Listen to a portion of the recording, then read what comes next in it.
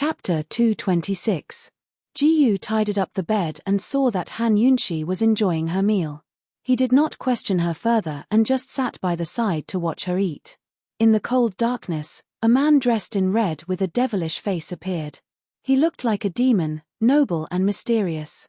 His long and narrow eyes were slightly narrowed as he admired the prey in front of him. The more he looked, the more he liked her and the more satisfied he was. His smile grew wider and wider. Clearly, Han Yunxi was the one who was full, but he was the one who was satisfied. Han Yunxi was full. She turned back and could not help but roll her eyes. Did she look that good when she was eating? This was not the first time Ji-yu had been mesmerized by her. "I'm full. You can leave." She was very heartless as she drank the water. No matter how heartless she was, Ji-yu was never angry. He muttered to himself, "Poison girl, if you like someone, do you feel full when you look at her?" Fart. Han Yunxi immediately spat. What kind of lousy analogy was that? Did he think that she was a man-eating fox demon? "If you don't leave now, the prison guards will come to patrol," she kindly reminded him. Ji-yu Chisao reined in his thoughts and said seriously, "You still haven't answered my question." Han Yunxi did not use the saying one has to be blinded by gifts. She asked self-righteously, "You haven't answered my question either. Why are you asking so many questions? How do you know so much about the Tang sect? Why? Is this very important to you?" The last time in the Han family courtyard, Ji-yu had revealed a lot of information in a moment of impulse. Han Yunxi remembered all of it. Long Fei Yi had said that he had misunderstood. Could it be that this guy was looking for Long Fei Yi's secret? Han Yunxi had a feeling that there was a big secret here. Of course, even if she was in prison, she would not betray Long Fei Yi. This was a matter of her integrity.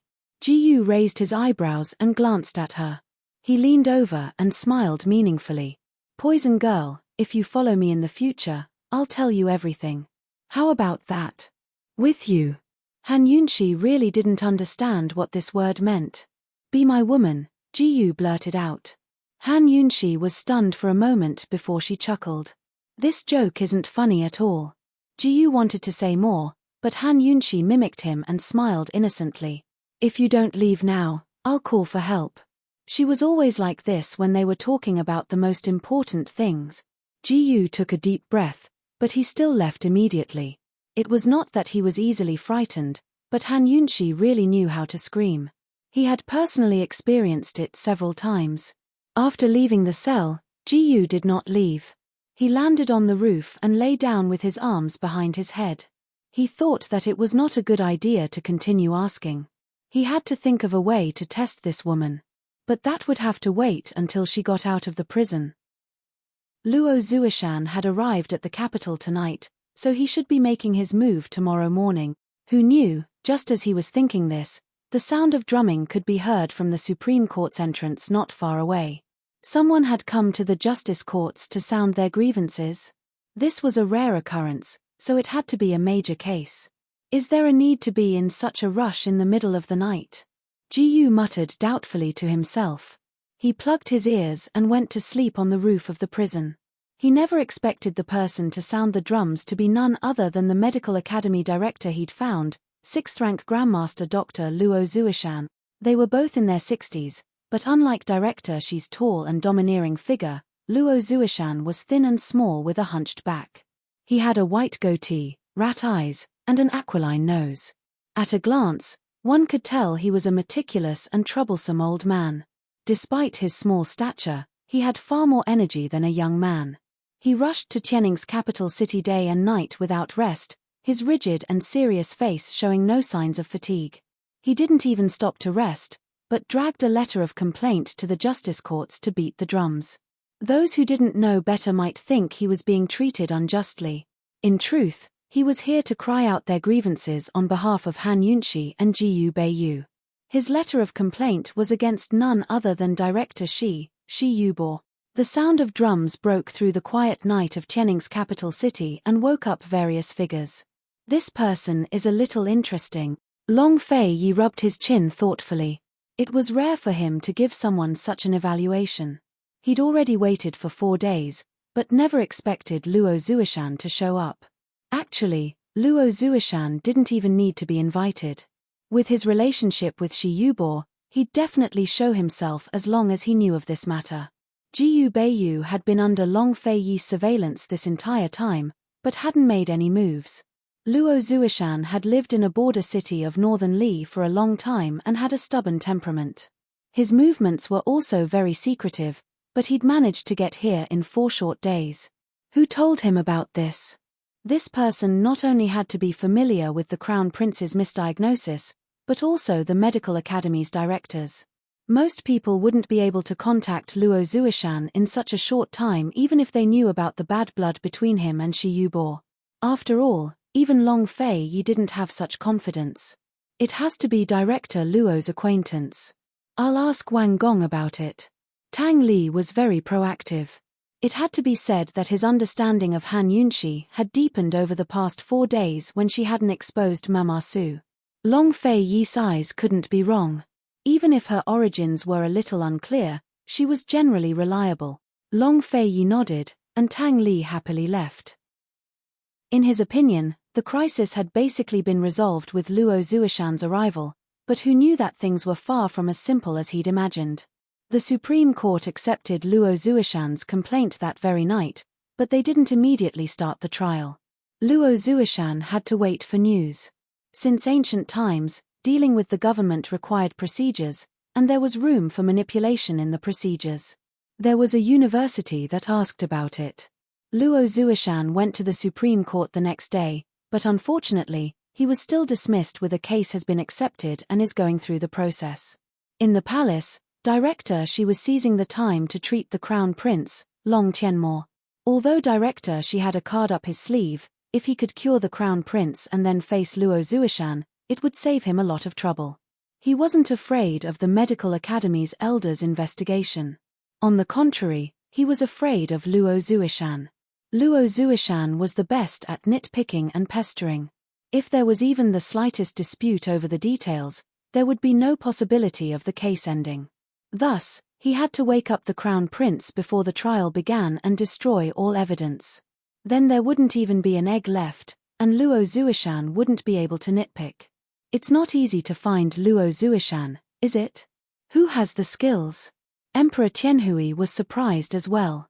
It had taken him a lot of effort to find Shi Yubo, but in just a few short days, someone had managed to find Luo Zuishan.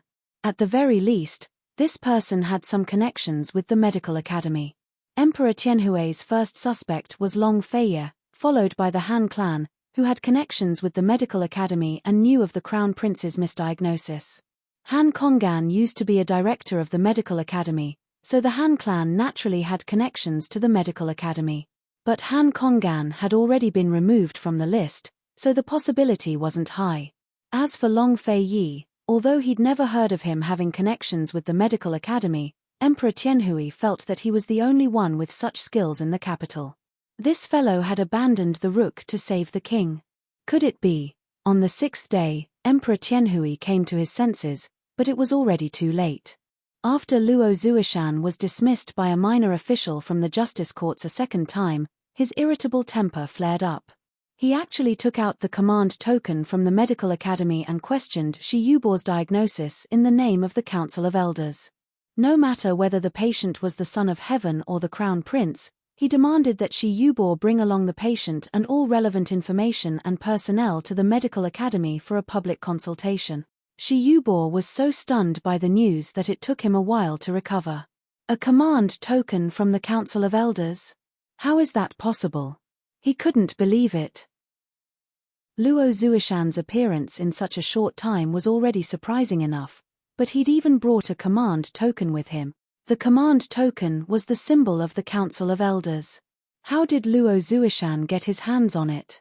Why would the Council of Elders believe his one-sided words and give him the command token so easily? After all, the Council of Elders had only given the command token to 2 directors in the history of the Medical Academy. One was Third Elder, who'd already joined the Council of Elders, while the other was Jiyu Beiyu's grandfather. Leaving aside how Luo Zuishan had gained the Council of Elders' trust, he'd been living in seclusion in a border city of northern Li. 4 days was already very fast for him to reach Tianning's capital city, so how did he get the command token from the medical academy? If possible, Shi Yubo would definitely suspect that Luo Zuishan's command token was fake. But Luo Zuishan didn't have the guts to do so. No matter how Shi Yubo thought about it, he couldn't help but feel that there was something fishy going on. In the midst of his shock, Emperor Tianhui came to find him. He'd always respected Shi Yubo, but this was the first time he'd questioned him so rudely. What's up with the Council of Elders command token? Did the Council of Elders question your diagnosis? Your Majesty, there's something fishy about this matter. The person who invited Luo Zuishan here can't be simple. Shi Yubo was still relatively calm. Zhen only wants you to treat the crown prince immediately and close the case, Emperor Tianhui said angrily. Shi Yubo could only shake his head.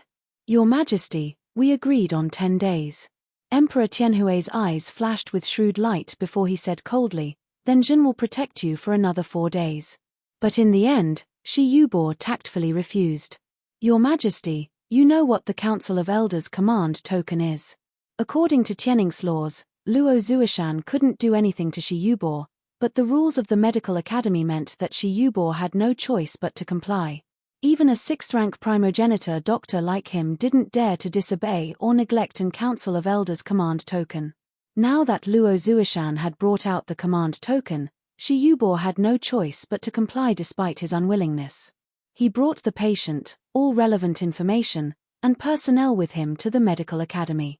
Otherwise, he'd never be able to survive in Cloud Realm Continent's medical community again. Emperor Tianhui finally revealed a sinister expression. Shi Yubo, do you think you can take away the Crown Prince and Jin's 2 most wanted criminals? Shi Yubo knew that Emperor Tianhui wouldn't agree, but things had already developed to this point. He had no choice but to brace himself and keep going. Moreover, he was very confident in his own medical skills. Your Majesty, this one once promised that only I could treat the Crown Prince's illness.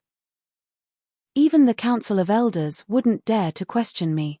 Now they're only asking for a consultation, so why do we have to throw ourselves into confusion? Emperor Tianhui coldly looked at him without a word. Shi Yubo added, if your Majesty doesn't allow this one to take away His Highness Crown Prince, then this one can only use the patient's family as an excuse to refuse the consultation. But once I refuse, this one's diagnosis will be deemed invalid by the medical community as well. If Shi Yubo's diagnosis was invalid, then Han Yunxi and Jiyu Beiyue's crimes would be impossible to convict. Emperor Tianhui finally realized that he was stuck between a rock and a hard place. Chapter 227. Rather than saying that Emperor Tianhui was stuck between a rock and a hard place, it was more accurate to say that he was riding a tiger and couldn't dismount. Luo Zuishan had already taken out the Council of Elders command token. Even if the justice courts wanted to open a trial for the Crown Prince's misdiagnosis, Luo Zuishan's personality would never agree. Emperor Tianhui looked gloomily at the Crown Prince on the bed. After some thought, he finally decided to agree to Shi Yubo's request to take the Crown Prince and Han Yunxi away. He didn't want to offend Medicine City's Council of Elders because of this. Of course, he had a condition. He wanted Qin Wangrong to accompany him. He wanted Qin Wangrong to travel with him so he could keep an eye on Long Feiye. Emperor Tianhui couldn't tolerate Long Feiye having any connections with Medicine City. But Luo Zuishan and Qin Wangrong were about to set out, but Long Feiye still hadn't shown up, nor did he express any opinions on the matter. Did his silence mean he agreed with Emperor Tianhui's decision? Who had invited Luo Zuishan was a mystery, as was Long Feiye's position. While Emperor Tianhui was pondering the matter, the various factions in the court were doing the same. Han Yunxi was currently being led out by the prison guards. She was filled with doubts as well, but she was trying to figure out Gu's origins. A few days ago, Ji Yu had patted his chest to guarantee that she'd be released. She assumed that he'd break her out of prison, but he actually had the skills to invite Luo Zuishan over. Did he have a personal relationship with Luo Zuishan? Or was it related to Medical City's Council of Elders? Han Yunxi had investigated Medical City specifically for the sake of investigating Lady Tianxin. She had some understanding of the Council of Elders and the Council of Elders, so she naturally knew of Luo Zuishan as well. At the gates, Han Yunxi ran into Jiyu Beiyu, who'd been escorted out as well. The two of them smiled at each other before walking together. Esteemed Wang Fei, was it His Highness who invited Director Luo? Jiyu Beiyu probed in a low voice. Han Yunxi only smiled and retorted, "You were there when I visited the prison that day. Do you think that's possible?" Esteemed Wang Fei, to be able to invite Director Luo in such a short time, it's not simple. Jiyu Beiyu lowered his voice even more. In truth, as long as enough time passed and the news reached Luo Zuishan's ears, with Luo Zuishan's hostile relationship with Shi Yubo, Luo Zuishan would appear even without an invitation.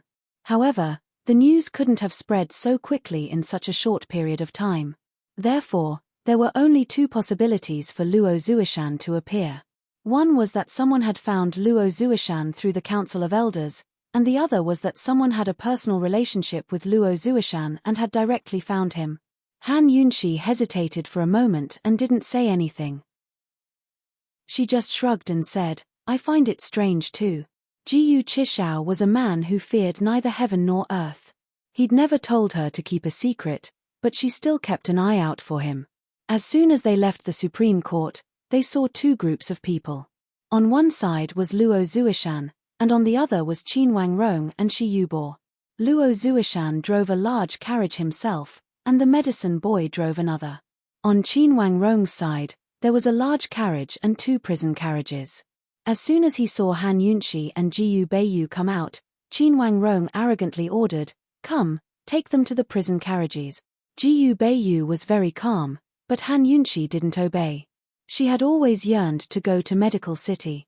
How could she sit in a prison carriage when it was her first time going there? Why should they sit in a prison carriage?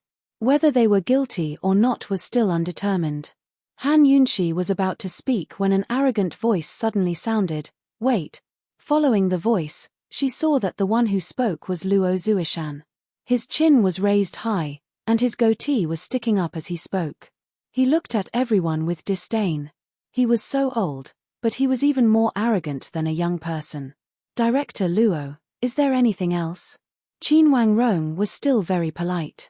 Unexpectedly, Luo Zuishan didn't even give face to Qin Wangrong. Stroking his goatee, his attitude was arrogant as he casually said, "Everything related to this case must be personally brought to the medical academy by this old man."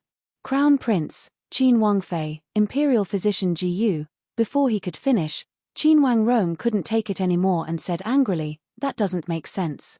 Leaving aside the Crown Prince, even Han Yunxi and Jiyu Beiyu need your lordship's personal escort. They're Tianing's prisoners. Although Emperor Tianhui didn't want to offend Medical City, Qin Wangrong couldn't tolerate a trifling director reaching for a yard after getting an inch. He was used to being respected by others, but this was his first time meeting such an arrogant and rude fellow. "Prisoners." Luo Zuishan arched an eyebrow at Qin Wangrong, a mocking smile on his lips. He didn't try to explain himself, but asked the man beside Qin Wangrong, Shi Yubo, according to Medical City's rules, "What do you think should be done?" Qin Wangrong found Luo Zuishan's mocking words especially glaring. He didn't care about Medical City's rules at all. His attitude was unyielding. "Someone come, what are you spacing out for? Take them all to the prison wagons." Immediately, the jailers were about to take them in, but Luo Zuishan wasn't in a rush. "Cold," he threatened, "Shi Yubo, do as you see fit." Shi Yubo's eyes flashed with ruthlessness. Despite his reluctance, he endured it and acted like a peacemaker as he walked between Luo Zuishan and Qin Wangrong with a chuckle. "Director Luo, the journey to Medical City is very long. We'll have to rely on Tianing's guards to protect us. Everyone's going the same way, so why be so serious?" Luo Zuishan put on a fake smile. "Director Shi, if you think there's no difference between the prison wagons and horse carriages, then you and Qin Wangrong can sit in them." At these words, not only did Shi Yubo's face turn black, but Qin Wangrong himself felt unwell. On the sidelines, Han Yunxi almost laughed out loud. Luo Zuishan was clearly shielding her and Jiyu Beiyu. He might be a bit arrogant, but he was also a wonderful and amusing person. Director Luo, your lordship won't bicker with you for the sake of the Council of Elders. You're already so old, don't. Seeing that Qin Wangrong was about to lose his temper, Shi Yubo forced himself to stop him. After all, he'd experienced Luo Zuishan's temper many times before. This time, he was quite confident in his own medical skills, so he'd let Luo Zuishan show off for a few more days. Long Tianmo's illness was something that even the Council of Elders had no hope of curing, much less Luo Zuishan. This time, he not only wanted to earn merits in front of Emperor Tianhui, but also whittle away at Luo Zuishan's arrogance in front of the Council of Elders. Qin Wangrong, Director Luo was only joking. You mustn't take it to heart. Since Medical City has its rules, then everything will be done according to them. As Shi Yubo spoke, he gave Qin Wangrong a meaningful look. Qin Wangrong wasn't willing to compromise, but in the end he didn't say a word. Instead, he angrily flicked his sleeves and climbed into the carriage. Luo Zuishan had already gained the upper hand in their first meeting. He didn't stop while he was ahead, but arrogantly ordered Shi Yubo to bring over the Crown Prince's carriage and have his own medical attendant drive it. If Luo Zuishan was a flamboyant peacock, then Shi Yubo was a shrewd and calculating old fox. Seeing Shi Yubo's yielding attitude, Han Yunshi began to worry. You too, why aren't you coming over yet? At this moment, Luo Zuishan finally looked straight at her and Jiyu Beiyu. Han Yunshi and Jiyu Beiyu quickly walked down the steps. Junior Jiyu Beiyu greets Senior Luo. Junior Han Yunshi has long heard of Director Luo's great name. Many thanks to Senior for saving us. Jiyu Beiyu was cultured and refined, while Han Yunshi was modest and courteous. But who would have thought that Luo Zuishan would glance at Han Yunshi and coldly snort, saving trash like you? Haha, don't think too highly of yourself. Old man was only acting according to the rules. Han Yunshi's smile suddenly froze on her face. Fine, everything this old man did was purely to disgust Shi Yubo. Sure enough, she was overthinking things. Luo Zuishan seriously sized up Jiyu Beiyu. Jiyu Yuendong's grandson? Jiyu Beiyu quickly replied, that's this junior. When grandfather was alive, he often mentioned Senior Luo, but before he could finish speaking, Luo Zuishan coldly snorted and interrupted, your grandfather's medical skills are average. I think you're just SOSO. Jiyu Beiyu, who had the best temper, also froze. For a moment, he didn't know what to say. You drive the carriage. Follow the carriage in front. Luo Zuishan threw down these words and boarded the carriage, leaving Jiyu Beiyu and Han Yunshi looking at each other in dismay. Soon, Luo Zuishan impatiently urged, what are you standing around for? If you don't want to take the carriage, then run. This old man wasn't cute at all. Jiyu Beiyu obediently drove the carriage. Han Yunshi hesitated and inadvertently glanced around. She saw that the surroundings were empty and there was no familiar figure. Well, in this situation, Long Fei Yi not showing up was the wisest choice. Han Yunshi lifted the corner of her skirt and decisively boarded the carriage. She didn't enter the carriage, but sat beside Jiyu Beiyu. The medical assistant drove the carriage in front to lead the way, while Qin Wangrong and Shi Yubo followed behind them. The group left the justice courts and traveled further and further away. At this moment, a figure gradually grew clearer on the rooftops of the justice courts. He stood with his hands clasped behind his back, his figure tall and slender. His inky black hair fluttered in the wind. He stood loftily in the shadows, his cold eyes glinting with a cold light. He was like a king looking down on the world. Soon enough, Chu Shifeng arrived and murmured, Your Highness, Wang Gong's found out. It really is someone surnamed Jiyu, but it's Jiyu, not Jiyu Beiyu. Jiyu. Long Fei Yi was surprised. He always knew that Jiyu had significant origins, but never expected him to be involved with Medical City. Of Cloud Realm Continent's 4 cities, Medical City, Medicine City, Carefree City, and the City of Daughters, Medical City was the most powerful and the most difficult to deal with. Leaving aside Emperor Tianhui, even Long Fei Yi didn't want to offend Medical City lightly. What was the relationship between Jiyu and Medical City? Why did that fellow want to investigate Han Yunshi's background? When Long Fei Yi saw that the carriage was about to disappear, he silently chased after them without a word. It would take at least 10 days to reach Medical City. 5 or 6 days had already passed, but Luo Zuishan hadn't said a word to Han Yunshi or Jiyu Beiyu. No matter how much this old man despised them, he should at least ask about the Crown Prince's illness, right? After all, Han Yunshi and Jiyu Beiyu were the clearest on the matter. That afternoon, Han Yunshi went to sit in the carriage of her own accord. She saw old man Luo sitting in the main seat with his arms crossed. Although his shrewd little eyes were closed, his expression was still stingy and unkind. This old man was so arrogant. Did he already have full confidence in dealing with Shi Yubo? Did he know that Long Tianmo's previous illness was a fetus in the womb? Shi Yubo was so calm in the face of the Council of Elders consultation. This old man seemed to have a card up his sleeve. Han Yunshi didn't know whether to worry or set her mind at ease. She glanced at Luo Zuishan before probing, "Senior Luo." Chapter 228. Senior Luo. Han Yunshi was about to speak, but she retracted her words as soon as they left her mouth. She sighed softly and looked out the window. Things have already gotten to this point, she thought. Asking this old man is pointless. If I want to know everything, I might as well ask Jiyu. Who knows if he'll come along? Luo Zuishan had been treating Han Yunshi like air, but when he saw her stop in the middle of her question, he couldn't help but give Han Yunshi a few more looks. He assumed that Han Yunshi would speak again, but she simply walked out of the room, leaving Luo Zuishan feeling a little disappointed.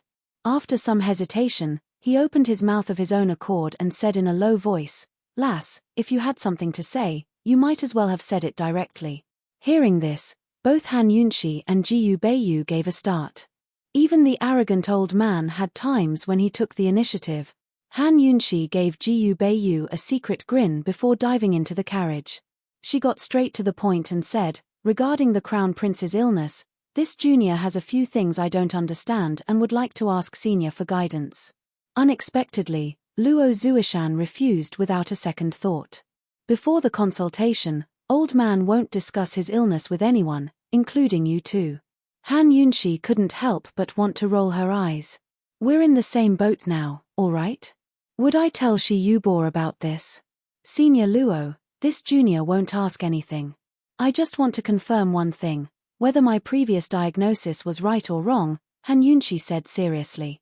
Once Long Tianmo's illness was brought to the Council of Elders, things would become much more complicated.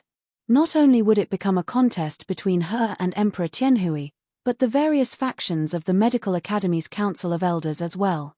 After all, Shi Yubo and Luo Zuishan were representatives of different factions.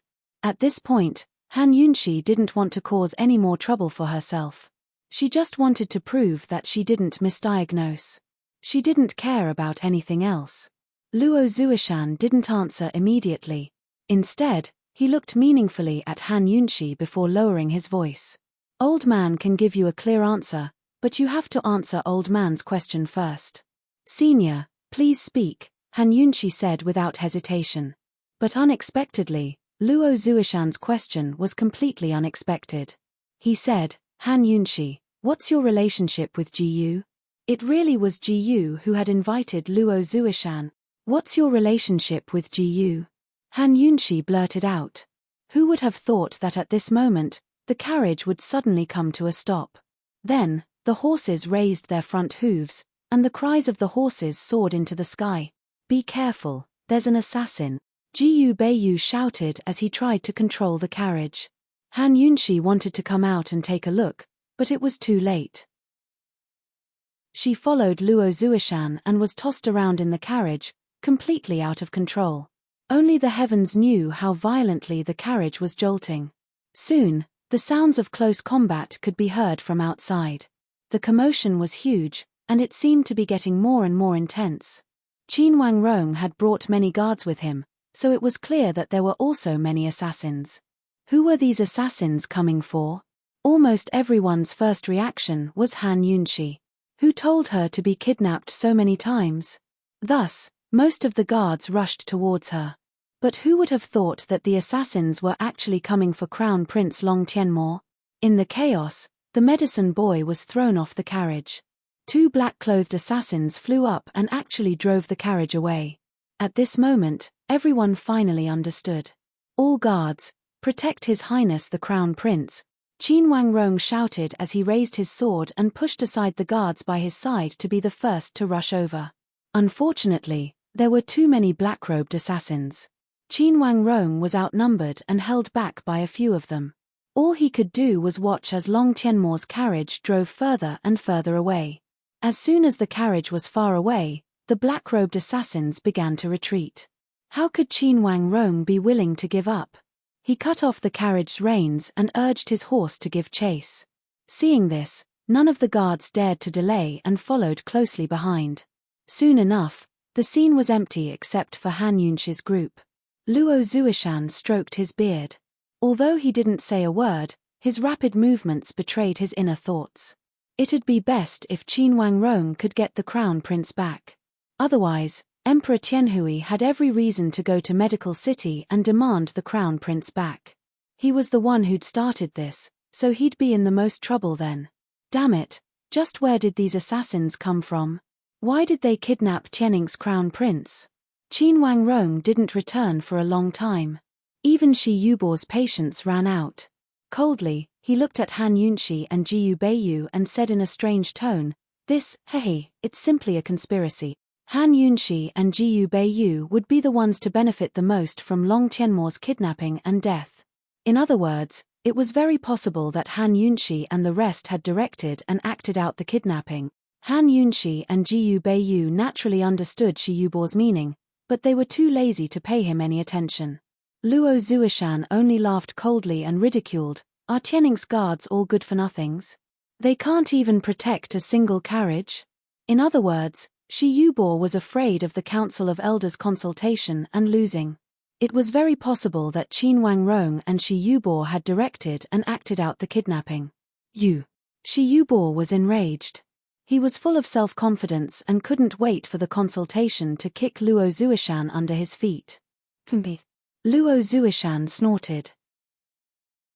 He was equally full of self-confidence and wanted to suppress Shi Yubo during the consultation. Very soon, the two old men began to quarrel. Han Yunxi and Jiyu Beiyu sat in the carriage, exchanging glances.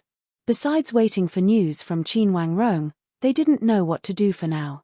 Of course, they were certain that Luo Zuishan and Shi Yubo weren't the true culprits behind the scenes. Long Tianmo had made plenty of enemies on a daily basis.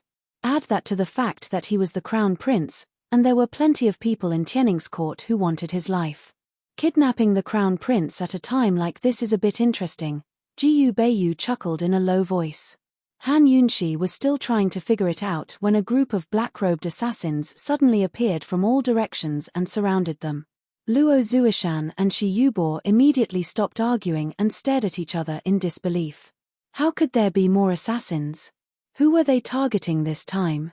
Are you guys in cahoots? Han Yunxi asked loudly as she subconsciously reached out to protect Jiyu Beiyu behind her. She didn't know martial arts either, but she knew poisons and hidden weapons. She could still give it a try. Jiyu Beiyu allowed Han Yunxi to protect him as a trace of warmth flitted through his eyes. The leader of the black-robed men didn't answer Han Yunxi, but raised his broadsword. "Brothers, attack. Capture them alive. You don't have the skills yet." Han Yunxi gave a cold snort. She was about to release her hidden weapons when the situation exceeded her expectations once again. All of the black-robed assassins suddenly rushed towards Shi Yubo and Luo Zuishan. The leader seized Luo Zuishan at lightning speed and turned to leave. What kind of rhythm was this? So these assassins weren't here for Han Yunxi, either? Halt! Han Yunxi reacted very quickly. As she shouted, her hidden needles flew out, several of them aimed at the back of the leader's head. But who would have thought that the black-robed man would suddenly turn around and use Luo Zuishan as a shield? Han Yunxi had used a lethal poison in a moment of desperation. He would die without a doubt and wouldn't even have time to detoxify the poison. It was over. If Luo Zuishan died, she and Jiyu Beiyu wouldn't be able to live either. Han Yunxi wished she could withdraw all of her needles, but it was already too late. Just as the needles were about to sink into Luo Zuishan's head, Jiyu Beiyue's hand peeked out of his sleeve. A small golden throwing knife was hidden in his gentle jade-like hand. It seemed to be held lightly, but it gave off an inexplicable feeling of power. It was as if this throwing knife was an arrow on a fully loaded bow, about to explode at any moment. However, no one expected that there would be someone even faster than this throwing knife, and with even more explosive power. A red-robed man appeared out of thin air, his luxurious red robes fluttering in the wind. His ink-black hair fluttered in the wind, and his face was like that of a celestial being. With a glance in the air, he had already kicked out, sending Luo Zuishan and the black-robed assassin flying at the same time, dodging Han Yunxi's poison needles in the nick of time.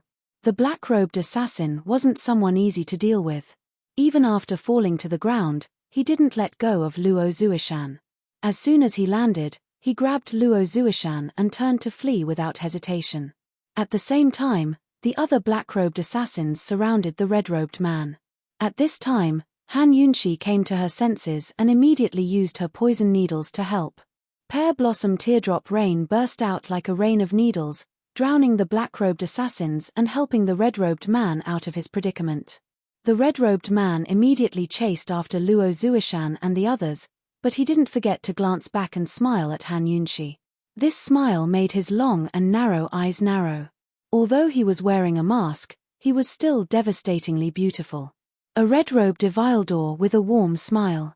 Who could it be? Han Yunxi was very sure that it was him, Jiyu. Although the black-robed assassins were menacing and had extraordinary strength, with Jiyu chasing after them, Han Yunxi was completely at ease. This guy's martial arts were exceptional and his poison skills were mysterious. He would definitely be able to protect Luo Zuishan. In the face of Han Yunxi's poison needles, the other black-robed assassins didn't linger and quickly fled. This time, Shi Yubo didn't make any sarcastic remarks. He looked at Han Yunxi and Jiyu Beiyu with an uneasy expression. Were these assassins from the same group or two? Why had they come for the crown prince? Why had they kidnapped Luo Zuishan? Was it a personal grudge, or was it related to the Council of Elders consultation? The situation suddenly became somewhat incomprehensible. Would there be more assassins coming? If they did, who would they kidnap? In Old Man's opinion, we should leave first. Once we pass through the mountain in front, we'll reach Medical City. Let's see who dares to be arrogant then. Shi Yubo spoke arrogantly, but he was actually afraid. Han Yunxi refused. Director Luo should be back soon. We'll wait here. If you're afraid, you can leave first. Afraid? What a joke, Old Man is afraid. Old Man. Humph. Shi Yubo was filled with anger. As he spoke, he approached Han Yunxi. Wait, could Han Yunxi wait for Luo Zuishan to return? At this time, Jiyu had already taken care of the black-robed assassin and rescued Luo Zuishan safely. However, they didn't immediately turn back. Luo Zuishan carefully examined the black-robed assassin's corpse. After a thorough examination, he was very certain that this black-robed assassin was from Northern Li and was a well-trained killer. Jiyu crossed his arms and leaned against a tree trunk, smiling. Aren't they all human? What's the difference? Their bones are different. Luo Zuishan thought back and forth. He hadn't offended anyone in Northern Li. However, Jiyu wasn't on the same wavelength as him. Jiyu smiled and asked, "Hey, what do you think of that poison girl?" At this time, Luo Zuishan looked up, disdain written all over his face. Not much. Chapter 229. Luo Zuishan looked disdainful, but his heart was filled with astonishment. If he hadn't been kidnapped, he'd probably be asking Han Yunxi, "How's that kid Jiyu doing?" He'd watched Jiyu grow up, so there was probably no one else in the world who understood Jiyu better than him, right? A woman who could make Jiyu talk so much couldn't be simple. Moreover, Jiyu not only called her Poison Lass, but did Han Yunxi a huge favor as well. If not for Jiyu, Han Yunxi and Jiyu Beiyu would have been sentenced to death by Emperor Tianhui long ago. What do you mean by not much? Gu's tone revealed a rare hint of anxiety. He always did things his own way and was unrestrained. Why did he suddenly care so much about other people's opinions? Seeing this, Luo Zuishan was even more incredulous. Finally, he couldn't help but ask, "Kid, do you fancy that girl's poison skills, or her person?" The simple-minded Ji spaced out for a second, but quickly gave Luo Zuishan a serious and definite answer. "Of course it's her poison skills. What's so good about her poison skills? Is she better than you? I saw her use those poison needles just then, but they were only SOSO. Luo Zuishan was deliberately belittling him. Although he didn't understand assassination weapons, he could tell that the strength and speed of those needles were extraordinary. SOSO. Actually, seriously speaking, they're not that great, Ji smiled. Of course Luo Zuishan didn't believe him, but continued probing. Really? Ji finally caught on and rolled his eyes, his expression indifferent. It's up to you to believe it or not. If you don't, forget it.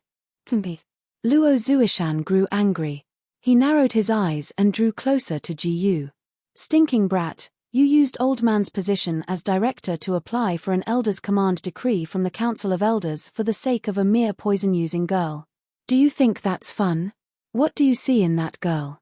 Han Yunxi and Jiyu Beiyu had only been locked up in the Supreme Court for 2 days before Luo Zuishan, who was far away in northern Li, was able to rush over with the elder's token. This speed was all thanks to Gu's help. Luo Zuishan was truly enraged. Not only had Jiyu told him about Shi Yubo's misdiagnosis, but he had also used his position as a director as a wager to apply for an elder's order to the Council of Elders for a consultation. No, to be more precise, Jiyu had acted first and reported later. He had first used Luo Zuishan's title as a director as a wager to apply for a consultation elder decree from the Council of Elders. Only then did he inform Luo Zuishan of Shi Yubo's misdiagnosis. As such, Luo Zuishan had no choice but to make an appearance. After all, if Luo Zuishan couldn't prove that Shi Yubo's diagnosis was wrong, then his position as director would be stripped. In reality, Luo Zuishan still hadn't figured out what was going on with Long Tianmo's big belly. The reason he was so confident that he could defeat Shi Yubo at the Council of Elders was because Jiyu had promised to tell him the secret of Long Tianmo's big belly as soon as they arrived at Medical City. Although Luo Zuishan believed that Jiyu was reliable in this kind of major matter, if Jiyu didn't have other motives and really was tormenting him like this for the sake of a girl, Luo Zuishan would still feel very sad. I took a fancy to her poison skills. Jiyu still gave the same answer. Luo Zuishan didn't say anything, but his gaze suddenly became sharp, as if it could penetrate everything. He stared at Jiyu, clearly still not believing him.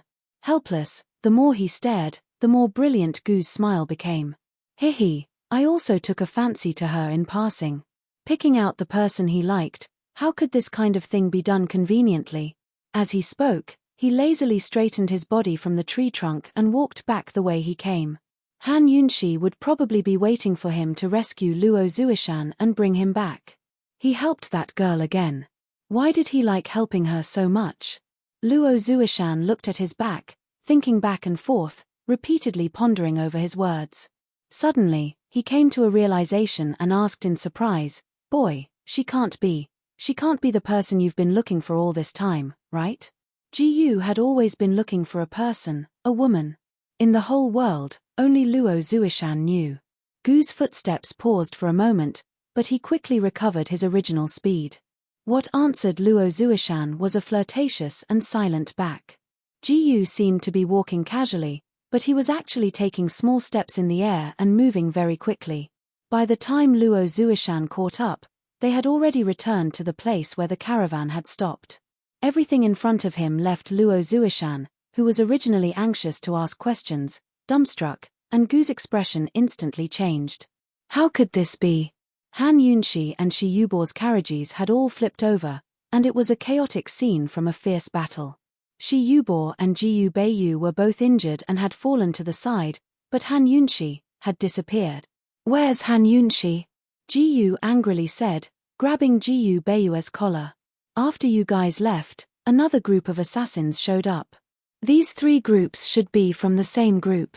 Their target was Qin Wangfei, but esteemed Wangfei was outnumbered, Jiyu Beiyu said seriously. Jiyu finally understood and pushed Jiyu Beiyu away. This old man has been played. This group of assassins had moved in batches, taking Long Tianmo and Luo Zuishan in turn. They had scattered their forces and lured the tiger away from the mountain. The third group of assassins is much more powerful than the first two, and they all know how to use poison. Who did that damned girl Han Yunxi offend? The black-clothed man who took her away is definitely a top-level expert. The frightened Shi Yubo couldn't help speaking. The scene just now was as dangerous as it could be. They were all black-clothed masked men, and each of them had strong martial arts and powerful poison techniques. Han Yunxi couldn't deal with them all by herself, and in the end, she was taken away by the black-clothed man with the strongest martial arts. Top-level expert? Jiyu seemed to have guessed who it was and was very disdainful. That's right, they also know poison techniques. Shi Yubo quickly added. A complicated look flashed in Jiyu Beiyue's eyes, but he didn't say anything. In the chaos just now, he had seen everything clearly, so he held back and didn't make a move. This group of black-clothed assassins knew poison techniques, but the black-clothed man who took away Han Yunxi didn't know poison techniques. It was a black-clothed man who had mixed in with the black-clothed assassins. Where did they go? Jiyu angrily looked at Shi Yubo. Shi Yubo didn't know why, but when he met Gu's long and narrow eyes filled with anger, he suddenly felt a sense of familiarity. Many years ago, the youth who had been expelled from the medical academy, the foster son of the first elder of the Council of Elders who fed him medicine every day, had the same look in his eyes when he turned around and stepped out of the medical academy's gates. Those long and narrow eyes were as bright as the sun when he smiled. How could they hide such deep hostility? Could this red-robed masked man be him, Jiyu Qishuo? Jiyu Qishuo was only 10 years old when he was expelled from the medical academy. Within a few years, he had established his own sect and founded the Medicine Ghost Valley. For the past few years, he had always been wearing a black cloak and a mask, and no one had ever seen his true face. Even his foster father, the first elder of the medical academy, didn't know what he looked like. Shi Yubo was still immersed in his memories and didn't answer. Jiyu didn't have that much patience and kicked him. Where did they go? Speak. Only the heavens knew how heavy Gu's kick was. Shi Yubo spat out a mouthful of blood on the spot and couldn't answer. Fortunately, Jiyu Beiyu answered in time, the northern forest. Without another word, Jiyu chased after them. He had followed them all the way to ensure Han Yunxi's smooth journey to Medical City. Just which damned bastard had lured him away and ruined his plans? If Luo Zuishan hadn't been kidnapped, he wouldn't have made a move at all. After Jiyu left, Shi Yubo ignored the blood at the corner of his mouth and anxiously looked at Luo Zuishan. You know him? Luo Zuishan sneered inwardly. How could they just know each other? However, he only shook his head and asked Jiyu Beiyu, Qin Wangfei knows him, right? Jiyu Beiyu naturally guessed that the person was Jiyu, but he played dumb and shook his head. This one isn't sure. Jiyu searched the northern forest for half a day but didn't find any clues. At the same time, Han Yunxi was perched on top of a boulder by the edge of the forest, the last rays of the setting sun casting a long shadow over her back. The black-clothed man stood behind her. His figure was tall and proud. Han Yunxi wasn't short, but she only reached his chest.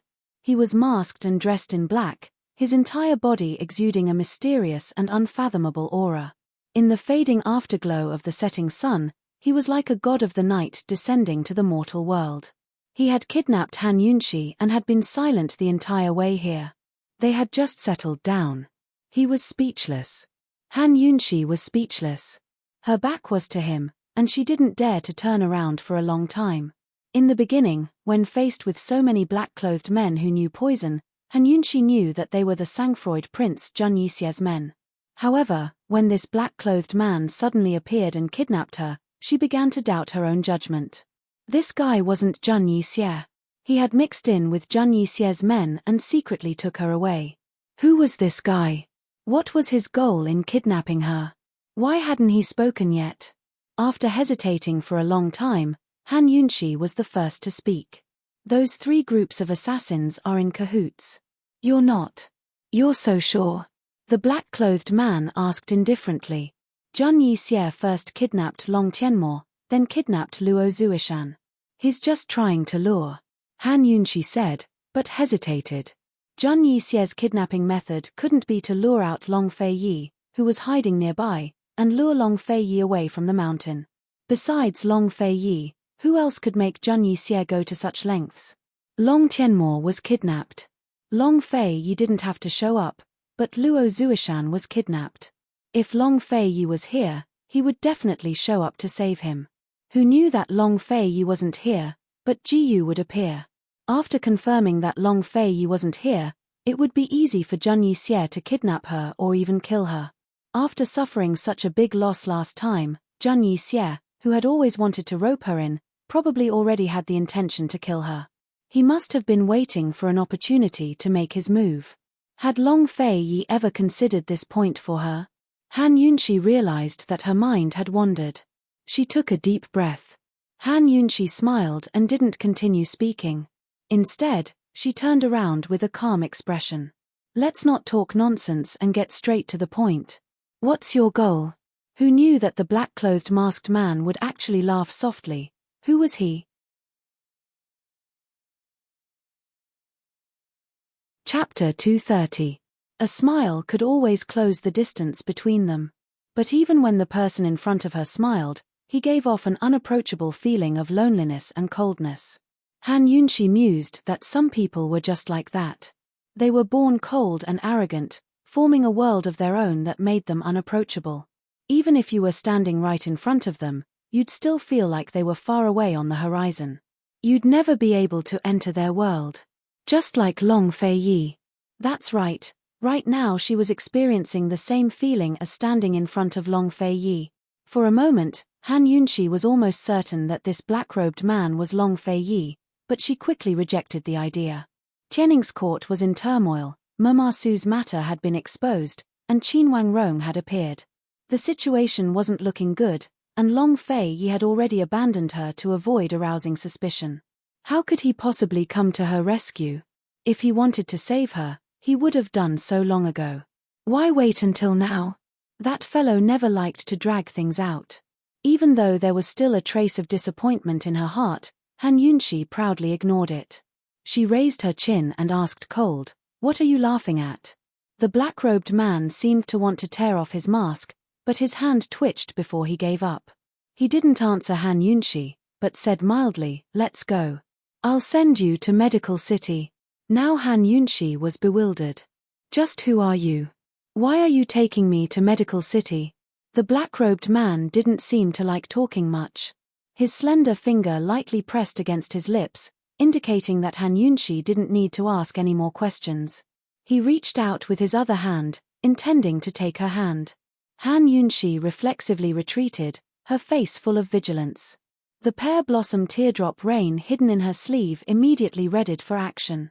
A playful look flitted past the black-robed man's eyes. Suddenly, his figure flashed and landed behind Han Yunxi. Han Yunxi immediately turned around, but it was too late.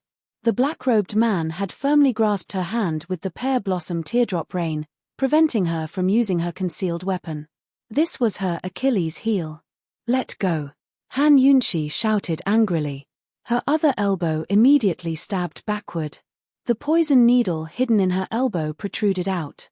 Unfortunately, the black-clothed man seemed to have known beforehand and easily avoided it. Han Yunxi didn't give up struggling. She stomped on the black-clothed man's foot. Unfortunately, the black-clothed man not only dodged, but also stepped on her foot to pin her down. She had so many poisonous needles hidden on her body, she didn't believe that she couldn't stab this guy with one. She kicked again with her other leg and struck with her other hand. She turned her head and spat out several needles. Even when she tilted her head, poisonous needles could fly out of her neck. She was really going all out. But soon, it was proven that Han Yunxi had underestimated the other party. She had used almost all her skills, but the man behind her had always grabbed her wrist with one hand and dealt with her with the other with ease. He was not injured at all. In the end, Han Yunxi, who had always been calm, almost broke down. She shouted angrily, Bastard, let go of me. Who are you? Will you get pregnant if you speak? However, the black-clothed man didn't make a sound. If this guy hadn't just spoken, she would have thought that he was a mute. How could he be so patient? How could he let her struggle and question him so many times without making a sound? In the end, it was the angry Han Yunshi who calmed down. She sighed deeply, turned her back to him, and didn't say anything. The black-clothed man still didn't say anything, but he stretched out one hand and wrapped it around Han Yunshi's small waist. This hug was so smooth and tight. She didn't know if it was because his hands were too big or because they were too cold, but when those slightly rough hands gently brushed against her clothes, she couldn't help but tremble a little. He pulled her into his arms and turned her to face him. Han Yunshi was a sensible person. Although she was angry, she had already given up struggling in her heart. No matter what this guy's background was, since he wanted to take her to Medical City, then she would go. She would take one step at a time. However, when she turned sideways and inadvertently met the black-clothed man's cold eyes, she actually saw the playfulness in his eyes. So, this guy's actions were actually teasing her? Han Yunshi realized in hindsight. Her beautiful brows suddenly furrowed. She stared at the black-clothed man, wishing that she could kill him with her gaze. Seeing this, the black-clothed man, who was about to leave, suddenly stopped. The playfulness in his eyes deepened. Han Yunshi didn't know if it was her imagination, but there seemed to be a faint smile hidden in his playfulness. She had to admit that when those eyes, which were as deep as the sea and as cold as ice, smiled, they were really beautiful. It was as if the snow had melted and the flowers had bloomed in the warmth of spring. The more Han Yunshi looked at him, the more familiar he seemed. She unconsciously looked more and more seriously. She was very sure that she had seen this guy somewhere before. She thought about it, but she couldn't remember where. The masked man also looked at her. She didn't know if it was because her dazed gaze had affected him or because he was serious. His cold eyes actually warmed up as he quietly looked at her. The two of them held each other as their eyes met. It was silent in all directions. At the peak of the forest, on the cliff, the entire world was silent. But suddenly, Han Yunshi suddenly raised her head and fiercely bit down on the black-clothed man's arm. The black-clothed man obviously didn't expect this as he suddenly retracted his warm gaze. Not to mention his eyes, even his entire face became abnormally cold. Han Yunshi bit down on his arm tightly and didn't let go. Fresh blood flowed out, but the man only stared at her and didn't push her away. He didn't even make a sound. This fellow, what kind of person was he? In just a short moment, the blood turned black. Without a doubt, Han Yunshi had poisoned him. But even so, the masked man still didn't move.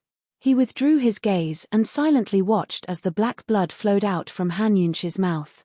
He didn't have any intention to move. To hide poison in one's mouth, unless one wanted to commit suicide, they would usually hide some ordinary poison. Otherwise, if they accidentally swallowed it or contaminated their mouth, it would be troublesome. Although ordinary poison wasn't strong, but as long as it penetrated deeper into the flesh and blood, the poison wouldn't be too weak. Hence Han Yunshi bit down with all her might, hoping that the poison would penetrate deeper and deeper. This masked man was an expert, so if the poison didn't penetrate deeper, Han Yunshi wouldn't be at ease. Hence, she tried her best to use up all the poison in her mouth before the masked man pushed her away. But who knew that as time slowly trickled by, the masked man still didn't move. Finally, Han Yunshi had used up all the poison in her mouth, but the black-clothed man still didn't move. Could it be that the poison had turned him into a retard? There wasn't any poison in this world which could poison a retard. What was going on? She had obviously succeeded in her plot, but such a silent reaction made the back of Han Yunshi's head feel a chill and she felt extremely uneasy. She hesitated for a moment and carefully released her mouth. She raised her head and saw the masked man staring at her without moving. That gaze seemed to be deep in thought. This fellow, didn't it hurt? Could it be that the pain had turned him into a retard? If it was in the past, Han Yunshi would have suavely pushed the masked man away and at the same time stomped on him before escaping. But this time, she didn't dare to move. Instead, she carefully said, "I can give you the antidote, as long as you let me go." Finally, the masked man spoke. His voice was as cold as ice. Han Yunshi, you could have killed me earlier. This isn't the first time. For over 20 years, no one had been able to get so close to him, not to mention injure or kill him. But this woman had done it more than once. Earlier, his life had once again fallen into her hands. He didn't like this feeling, but he had unknowingly fallen into her hands several times. To him, who had been cautious at every step since he was young and had set up defenses everywhere, this was undoubtedly handing his life over to her. He was sure that this woman was trustworthy, but was she that trustworthy? The masked man's words confused Han Yunshi. She was about to break free when a white figure suddenly flipped over from afar. The person who came was none other than the fake banished immortal, Tang Li. When Han Yunshi saw Tang Li, she was shocked and immediately blurted out, "Save me." When Tang Li saw the masked man carrying Han Yunshi and the wound on his arm, he was also shocked and blurted out, "Long Fei Yi, you've been bitten?" "Long Fei Yi? Long Fei Yi. It's him." Han Yunshi was so shocked that her face turned pale. She widened her eyes and stared at Long Fei Yi's masked face in disbelief. At the same time, Long Fei Yi finally retracted his thoughtful gaze and gently pushed Han Yunshi away. Thus, Han Yunshi, who was in a state of extreme shock, fell to the ground with a bang. "Long Fei Yi, you," Han Yunshi couldn't regain her senses. She didn't expect that he would come to save her. She also didn't expect that after saving her, he would still have the leisure to tease her. Was this her dream or Long Fei Yi's dream? Han Yunshi was in a daze. "What are you guys doing?" Tang Li, who was still in shock, finally spoke. Han Yunshi was speechless. Long Fei Yi ignored her and turned around. He took off his mask and lowered his head to suck out the poisoned blood from his arm. "Han Yunshi, you bit him and even poisoned him? You actually..." Tang Li didn't know what to say. He really wanted to praise Han Yunshi. In this world, only this woman could torment Long Fei Yi like this. Han Yunshi didn't know that Tang Li was amazed in his heart. She only thought that he was angry. Well, Long Fei Yi came to save her. It was indeed wrong of her to bite Lu Dongbin like a dog, but who told Long Fei Yi to stay silent and not reveal his identity? If she didn't bite him, did he plan to take her to Medical City without saying anything? Did he plan to never reveal his identity? Han Yunshi found that she couldn't see through this guy more and more. Feeling wronged in her heart, Han Yunshi was too lazy to explain. She hurriedly walked to Long Fei Yi and said, "Sit down.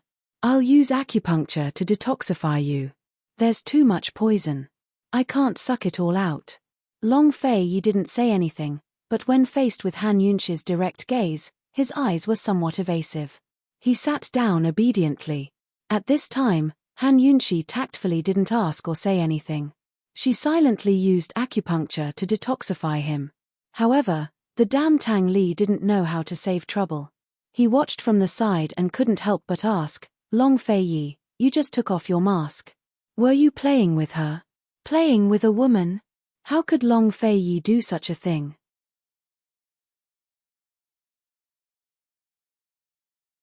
Chapter 231. Long Fei Yi and Han Yunshi had a tacit understanding of what kind of shady business Long Fei Yi had just done. Both of them were currently in an awkward situation, so Tang Li's question only made the atmosphere even stranger. Naturally, the taciturn Long Fei Yi wouldn't answer. Han Yunshi lowered her head as she silently applied acupuncture to detoxify Long Fei Yi. Her face was expressionless as she pretended not to hear anything. Tang Li rubbed his chin as he gave the two of them a suspicious look. He seemed to have noticed something amiss and snickered silently to himself. Tang Li had shut his mouth, but his words had already set off perilous waves that couldn't be quelled. She didn't know what Long Fei Yi's current state of mind was, but Han Yunshi's heart had long been turned upside down and thrown into disarray. Why was he playing with her? Did he have nothing better to do? Was he bored? Or was he in a good mood today? But even if he was bored or in a good mood, he still wouldn't do something like this. In Han Yunshi's impression, as well as everyone else's, Tianning's Duke of Qin was nothing but cold and indifferent. Forget joking around, he didn't even know how to smile. Or perhaps, this was another side of Long Fei Yi that few people knew about. She just didn't know about it all this time. In any case, Han Yunxi couldn't find a reason. She quietly mulled things over in her mind until her thoughts wandered as she applied the needles. Abruptly, Long Fei's arm shuddered before he spat out a mouthful of fresh blood. Ah! It wasn't Long Fei Yi who cried out, but Han Yunxi's. She'd pricked the wrong acupuncture point. I'm sorry, I know it hurts a lot. With the wrong acupuncture point, the pain of the needle was comparable to a knife stabbing into one's heart. It was unbearable. As a doctor, Han Yunxi knew this best. I didn't do it on purpose. I know it hurts a lot, but it'll be better soon. Bear with it. She'd always been confident in detoxifying poisons, but this was probably the most flustered she'd ever been in her 2 lifetimes. He didn't seem like a doctor at all. She braced herself and looked over. Long Fei Yi happened to be looking over as well. He didn't cry out in pain, nor did he blame her. He just gave her a cold look before turning his head away. From the side, she could see that he was frowning. The curve of his face was so handsome that it angered both men and gods. One could only imagine how painful it was for him to frown. Han Yunxi really felt guilty. Facing his indifference, she didn't know what to say. She could only silently continue the acupuncture. However, after a while, she was distracted again. Should he question him?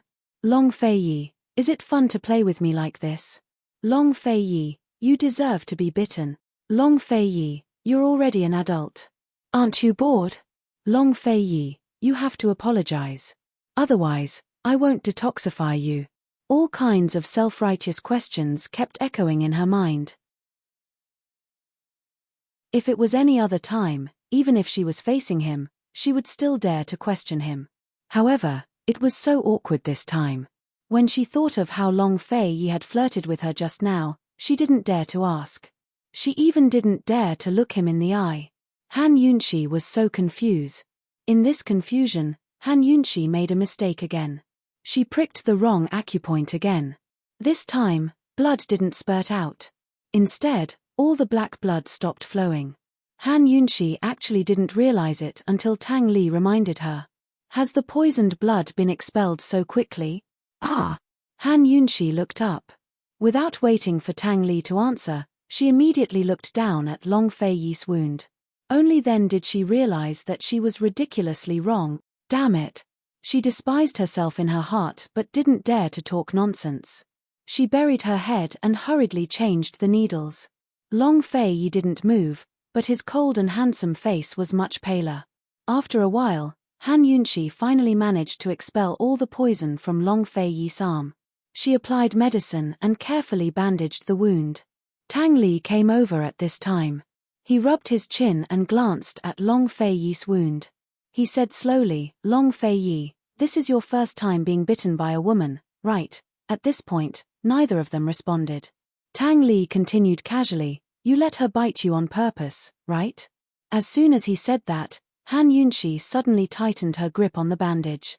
She tightened her grip and the bandage wrapped around the wound. Ha! Long Fei Yi groaned heavily and finally turned his head to look over. However, he seemed to want to act as if nothing had happened and directly avoided Han Yunxi. He narrowed his eyes and stared at Tang Li coldly. He asked, where's Long Tianmo? After Han Yunxi's group left the Supreme Court, he followed them and secretly protected them. When the black-clothed assassin kidnapped Long Tianmo, Tang Li had already secretly chased after him. When Luo Zuishan was kidnapped, he also wanted to send people to track him down. He only gave up when he saw Jiyu appear. In this consultation, Long Tianmo was very important. Luo Zuishan was also very important. However, as long as Han Yunxi was still around, he wouldn't appear for anyone. How could Zhang Yixie's plan to lure the tiger away from the mountain escape his eyes?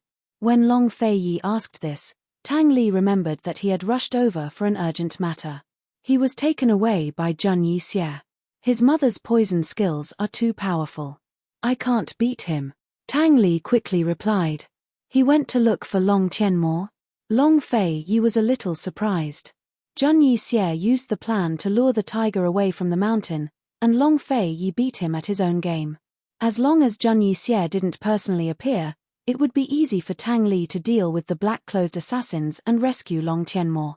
But who knew that Zheng Yixie, who should have chased Long Feiyi, didn't chase after him?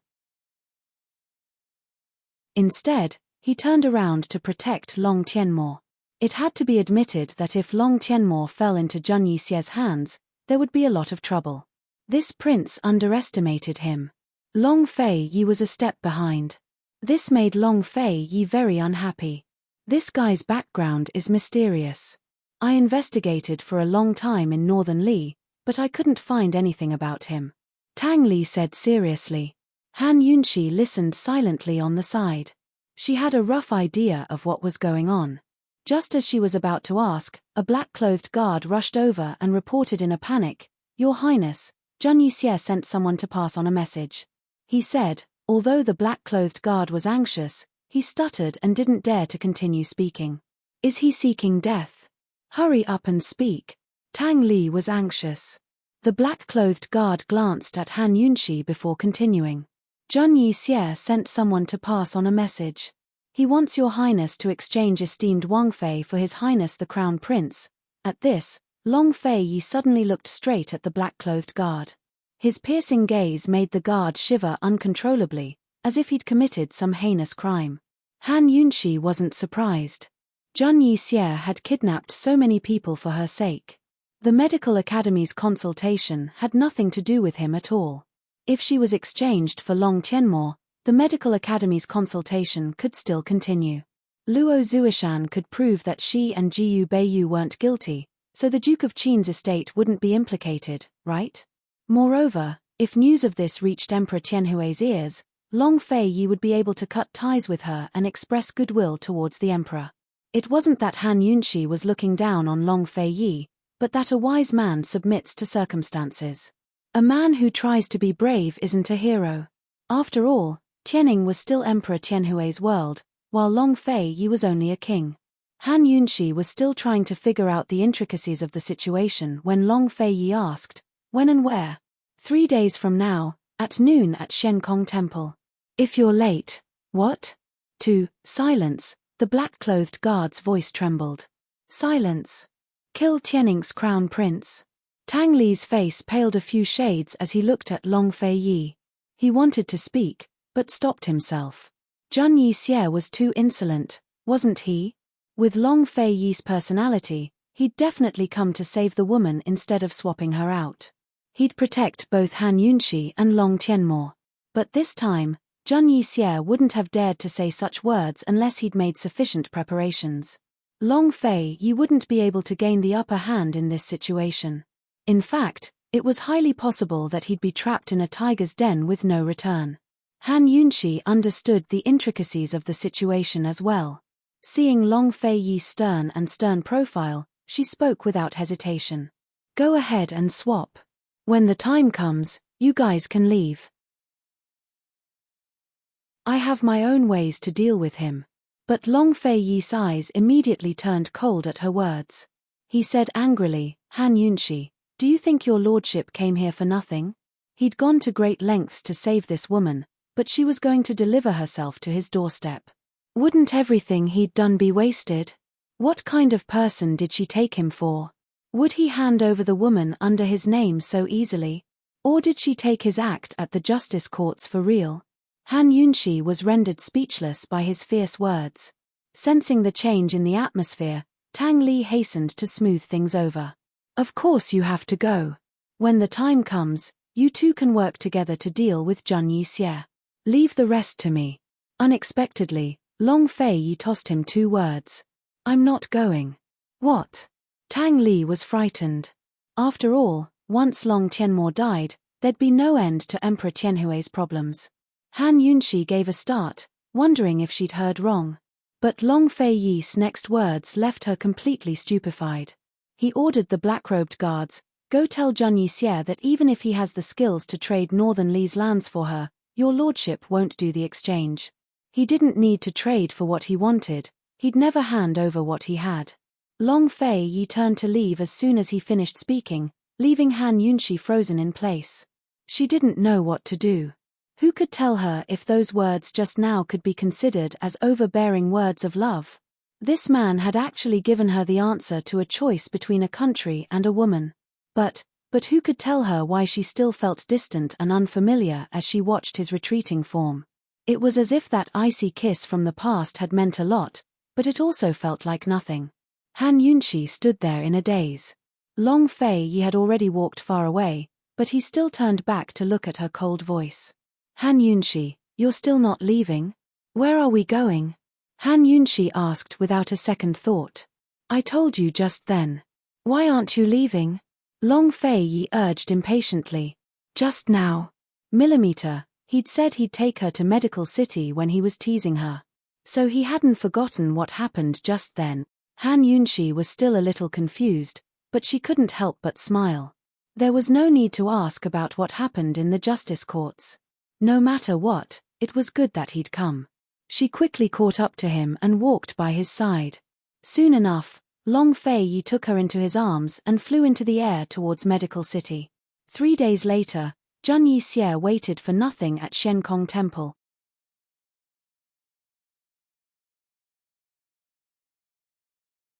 Chapter 232. Zhang Yixie sat cross-legged on the praying mat in front of the Buddha statue, mulling over Long Fei Yi's words. Exchanging Northern Li's empire for a woman, he looked calm, but his clenched fists betrayed him.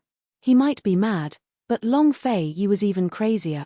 He assumed that Long Fei Yi would team up with Han Yunshi to kidnap Long Tianmo, but that fellow didn't even show up. All of Shenkong Temple's inescapable net had been laid for naught. Today, Zhang Yixie sat from noon until sunset.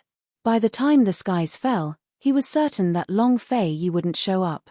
They'd agreed to silence him if he missed the deadline. But what was he supposed to do if he missed the deadline? Zhang Yixie had to think it over carefully.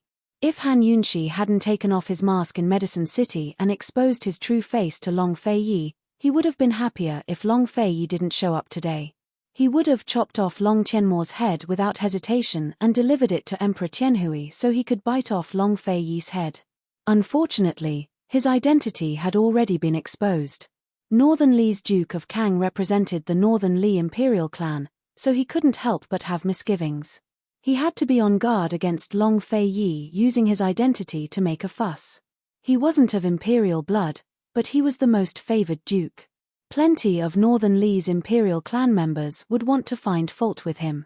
Seeing Zhang Yixie rise to his feet, one of his attendants stepped forward. Master, Long Fei Yi wouldn't really care about that woman, would he? Zhang Yixie laughed coldly. Long Fei Yi, does he have a heart? The attendant was even more confused. Then he shouldn't, a single lie in exchange for a useful woman's heart. Zhang Yixie paused as he spoke, then turned around with a serious expression. It's worth it. Han Yunshi's poison skills were not only exquisite, but also mysterious. With the help of such a woman, how many surprises would there be? To Zhang Yixie, one Han Yunshi was equivalent to a group of poison men that he had raised. Hence, even though Han Yunshi had ruined many of his plans and had even poisoned him, he had never really intended to kill her and still wanted to rope her in. Lying to a woman? The attendants didn't understand. In his impression, his lord had never been close to women. When facing women, let alone lying and coaxing, he wouldn't even greet them. Master, then. Tianning's crown prince. The attendant was more concerned about this matter. What should he do with Long Tianmo now? They couldn't kill him, but they couldn't just let him go. Wouldn't that be too cowardly? His subordinates were alarmed and worried for their master. However, Zhang Yixie already had a plan. He said in a low voice, "Bring me the 100 leaves purple jade grass." The attendant grew alarmed at his words and reminded him, "Master, this poison, we still don't have an antidote." His lord wanted to poison Long Tianmo before letting him go. He could let him go then. But he had to have a handle on him first.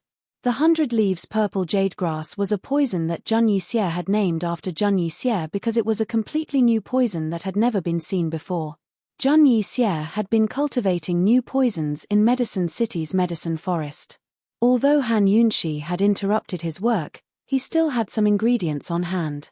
Over the past few months, he'd managed to cultivate 3 new poisons. The poisons had been cultivated, But the antidote was still missing. In other words, there was no cure for these 3 poisons. The 100 Leaves Purple Jade Grass's poison wasn't fatal, but it was extremely torturous. It made one's bones ache all over and made them immobile. It's precisely because we don't have an antidote that there's no chance of failure.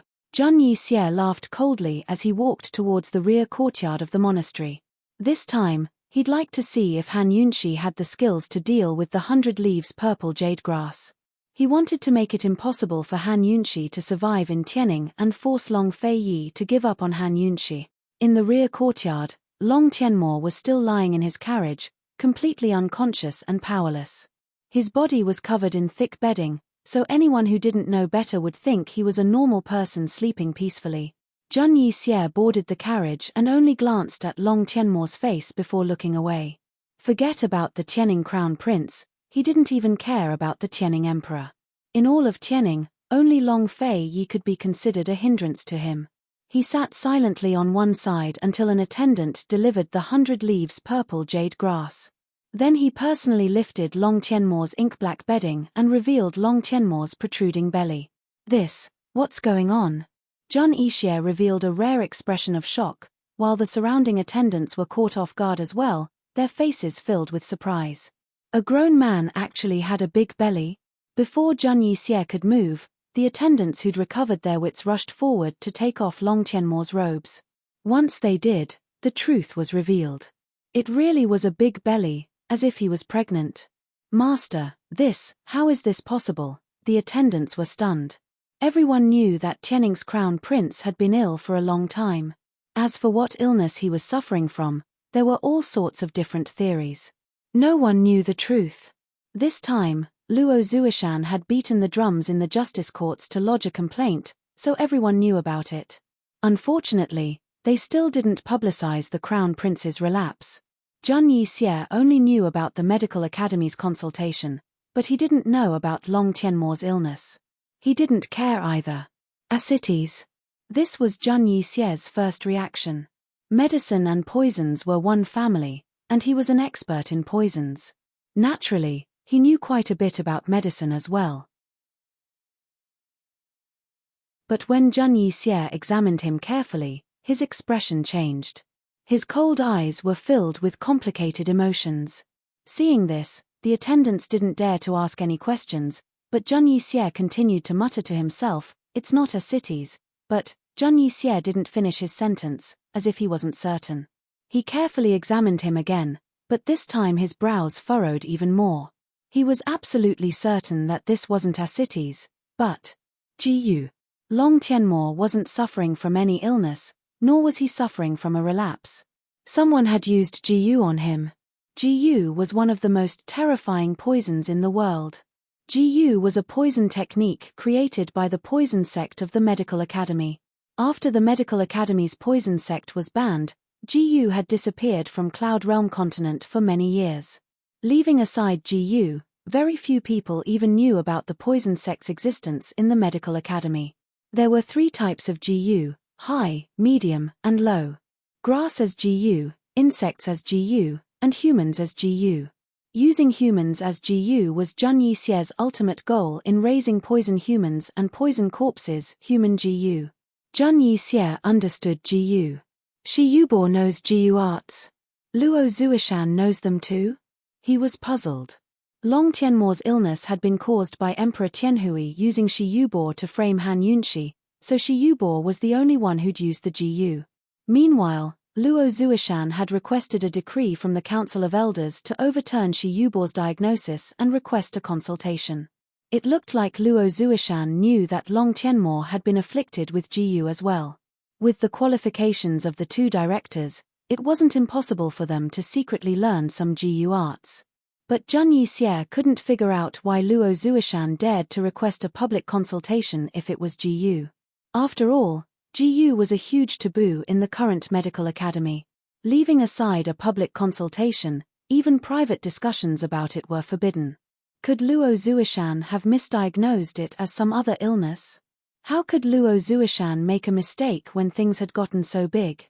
There was something fishy going on here that made Zhang Yixie smell the scent of a conspiracy.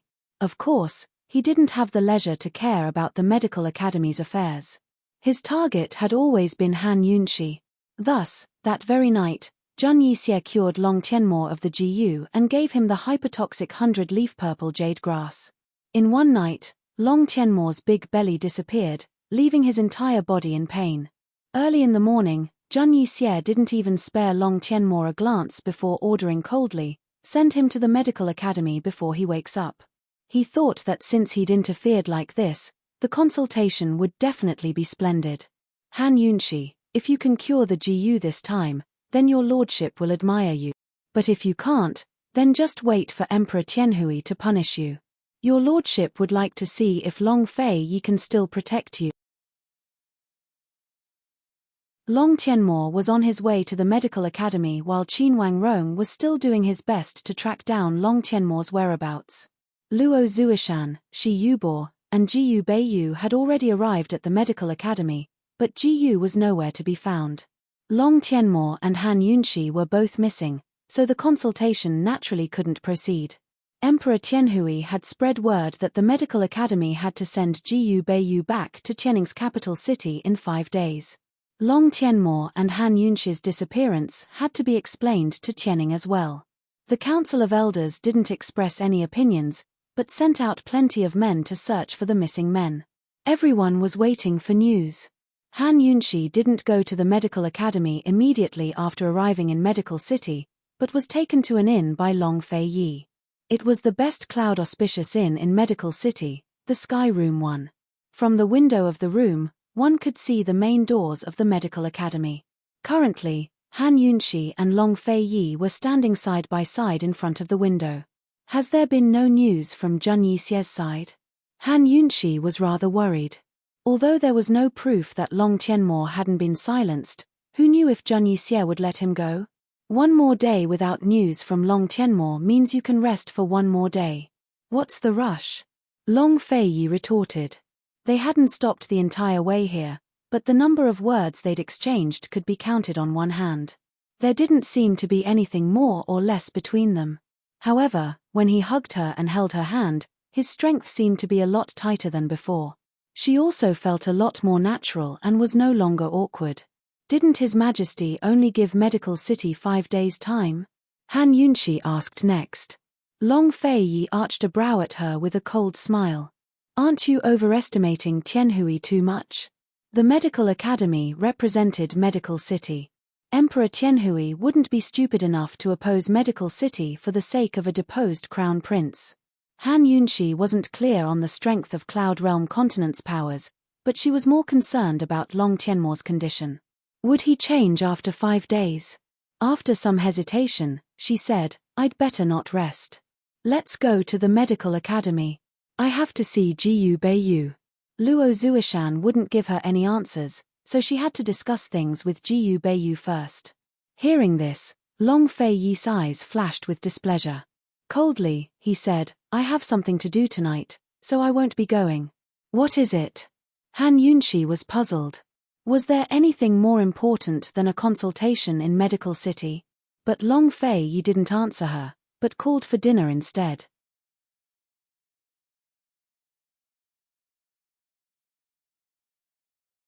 Chapter 233. The table was filled with delicacies and wine. Those who didn't know better would have thought that Long Fei Yi was entertaining someone in this room. Han Yunshi scanned the table of dishes and realized that many of them were dishes that she had never seen before. They looked, smelled, and tasted very tempting.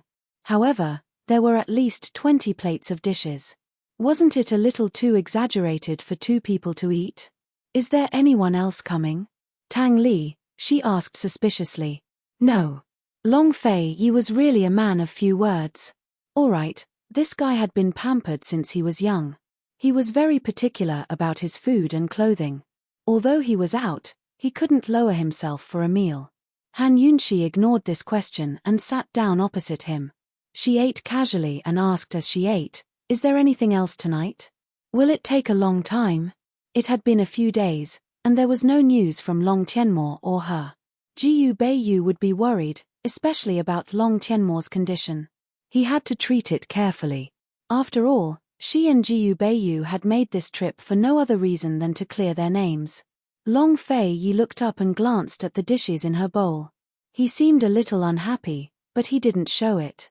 He rolled up his sleeves elegantly and poured wine casually. He didn't look like he had anything to do tonight. He only replied to Han Yunxi with 2 words, eat. Phew. The anxious Han Yunxi secretly sighed in her heart. He had time to enjoy delicious food and wine, but she didn't have time to accompany him. If it's not urgent, I'll go to the medical school first. She was very serious. She ate a few mouthfuls of food, put down her bowl and chopsticks, and stood up. Long Fei Yi's hand that was holding the wine cup suddenly tightened. If the porcelain cup wasn't hard enough, it would have cracked. Unfortunately, Han Yunxi didn't notice his hand. I'm leaving. As she spoke, she turned around and left. Long Fei Yi stared coldly at her retreating form, neither more nor less. Just as Han Yunxi was about to open the door, he opened his mouth. Han Yunxi, how much do you know about the medical academy? As soon as he said this, Han Yunxi immediately turned around. This was probably the first time that Long Fei Yi had talked to her about medical school. Could it be that this guy had something to do with the medical school? Since this guy who cherished his words as if they were gold had spoken, there must be something going on. Was he talking to her about the medical school because of Madame Tianxin? Otherwise, he had no reason to talk to her. She had always been investigating Madame Tianxin's background. She wanted to know why Madame Tianxin had concealed her identity and married Han Konggan while pregnant. She wanted to know whether Madame Tianxin's difficult labor was an accident or if someone had plotted to kill her. She also wanted to know who her biological father was. From what she knew, Han Konggan only had one clue. Madame Tianxin was related to the medical school and had the ability to get a director position for Han Konggan. This matter was much more important than meeting Jiu Beiyu. Not much. What do you want to say?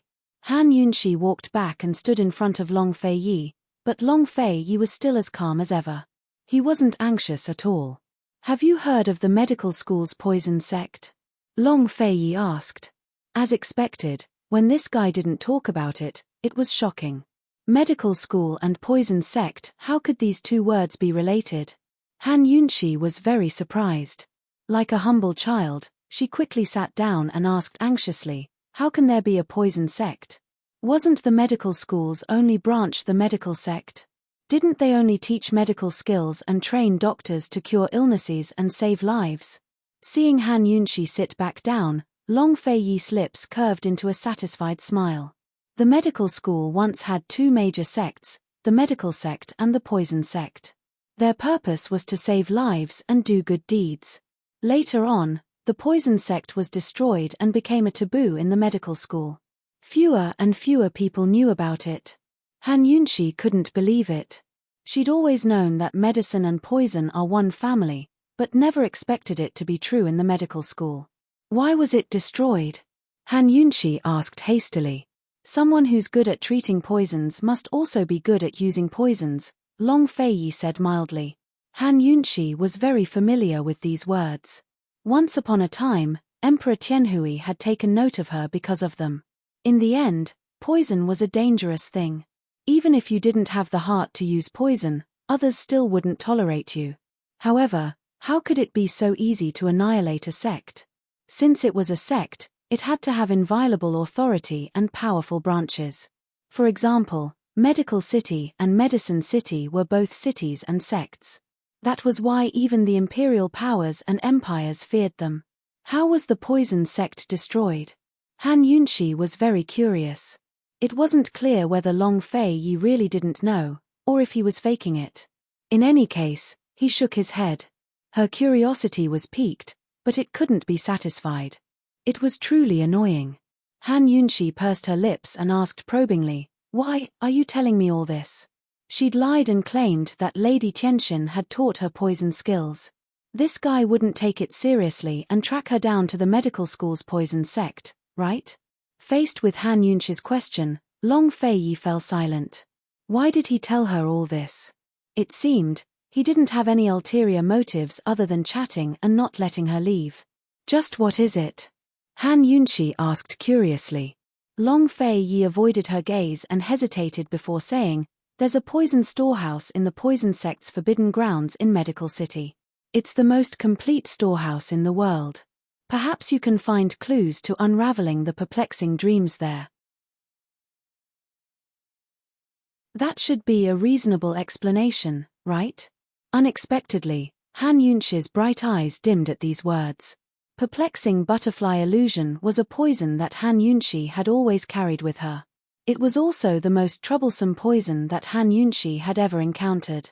Even now, she hadn't been able to determine whether it was poisonous. After the last upgrade of the detoxification system, many new poisonous plants had grown out of the poison pool it had swallowed from Medicine City. Moreover, the detoxification system had also developed its own antidote. This was a huge leap forward for the detoxification system. Unfortunately, it wasn't of any help in unraveling the perplexing butterfly illusion. That small bottle of poison was just like its name, perplexing butterfly illusion. Han Yunshi took out the perplexing butterfly illusion from her medical pouch and sighed inwardly. She should have guessed that this guy wouldn't be so nice as to tell her about Lady Tianxin so frankly. Fine. She should have guessed that he wouldn't appear just to save her this time. He'd come for Medical City's poison storehouse.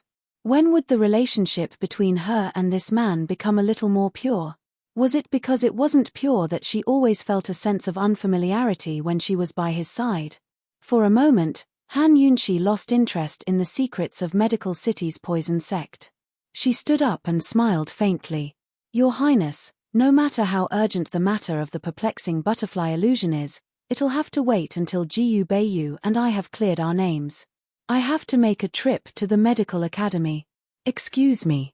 Long Fei Yi hadn't expected Han Yunshi to react this way.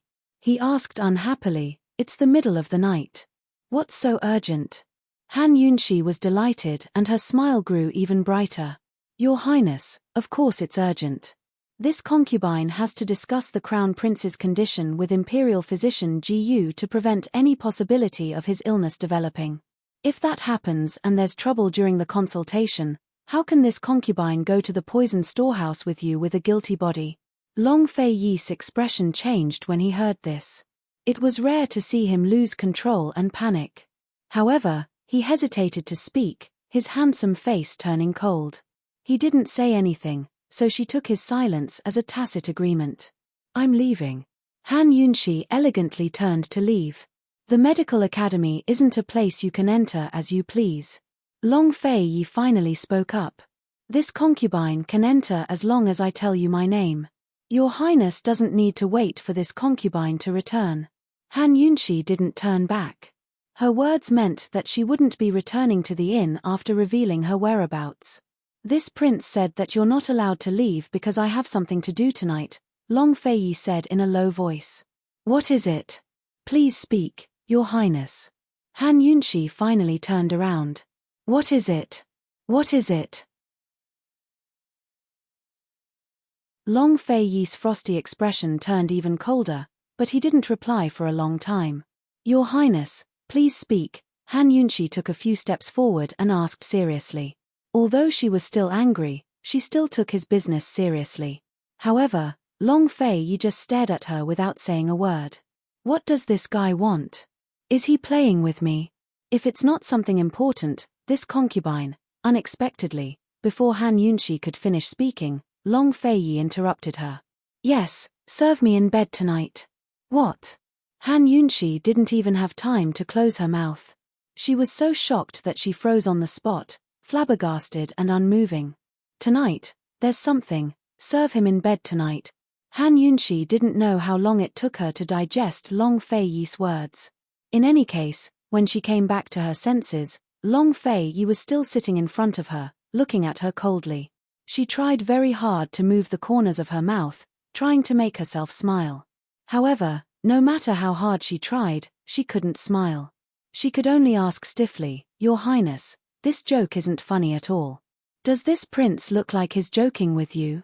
After Long Fei Yi finished speaking, he stood up. Looking at his proud and tall figure, Han Yunshi still felt oppressed even though they were 5 or 6 steps away. "Your Highness, you really know how to joke."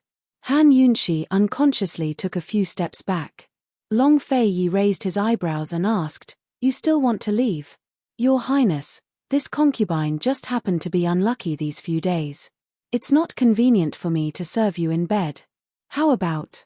Han Yunshi herself felt that this excuse was very lame. Very soon, Long Feiyi cut him off. "Then you can keep watch." Keep watch. This was the job of a maidservant or concubine. She had to guard under the bed and accompany him in bed at the door.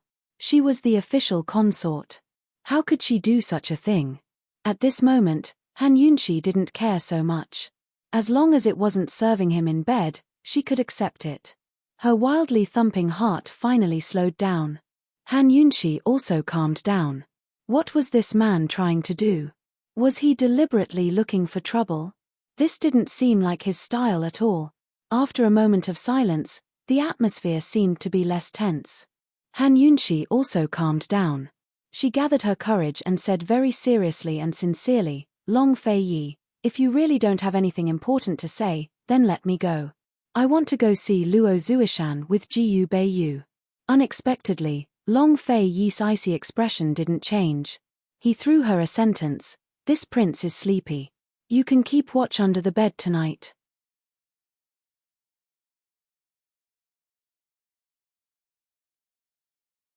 Chapter 234. It was late at night. Next to the bed was a quilt spread out on the floor. Han Yunshi hugged a pillow as she sat cross-legged with her back against the bed. When she heard the whistling of the wind outside, she really felt like she was in a moonless, windy place. There was only a small oil lamp in the room. The room was dark and silent. Han Yunshi knew that she couldn't leave tonight. She was just glad that the guy behind her didn't go overboard and let her keep watch at the door. She thought about it and couldn't figure out how she had offended Long Feiyi. Why did he have to do this to her? Why was he forcing her to stay? Why?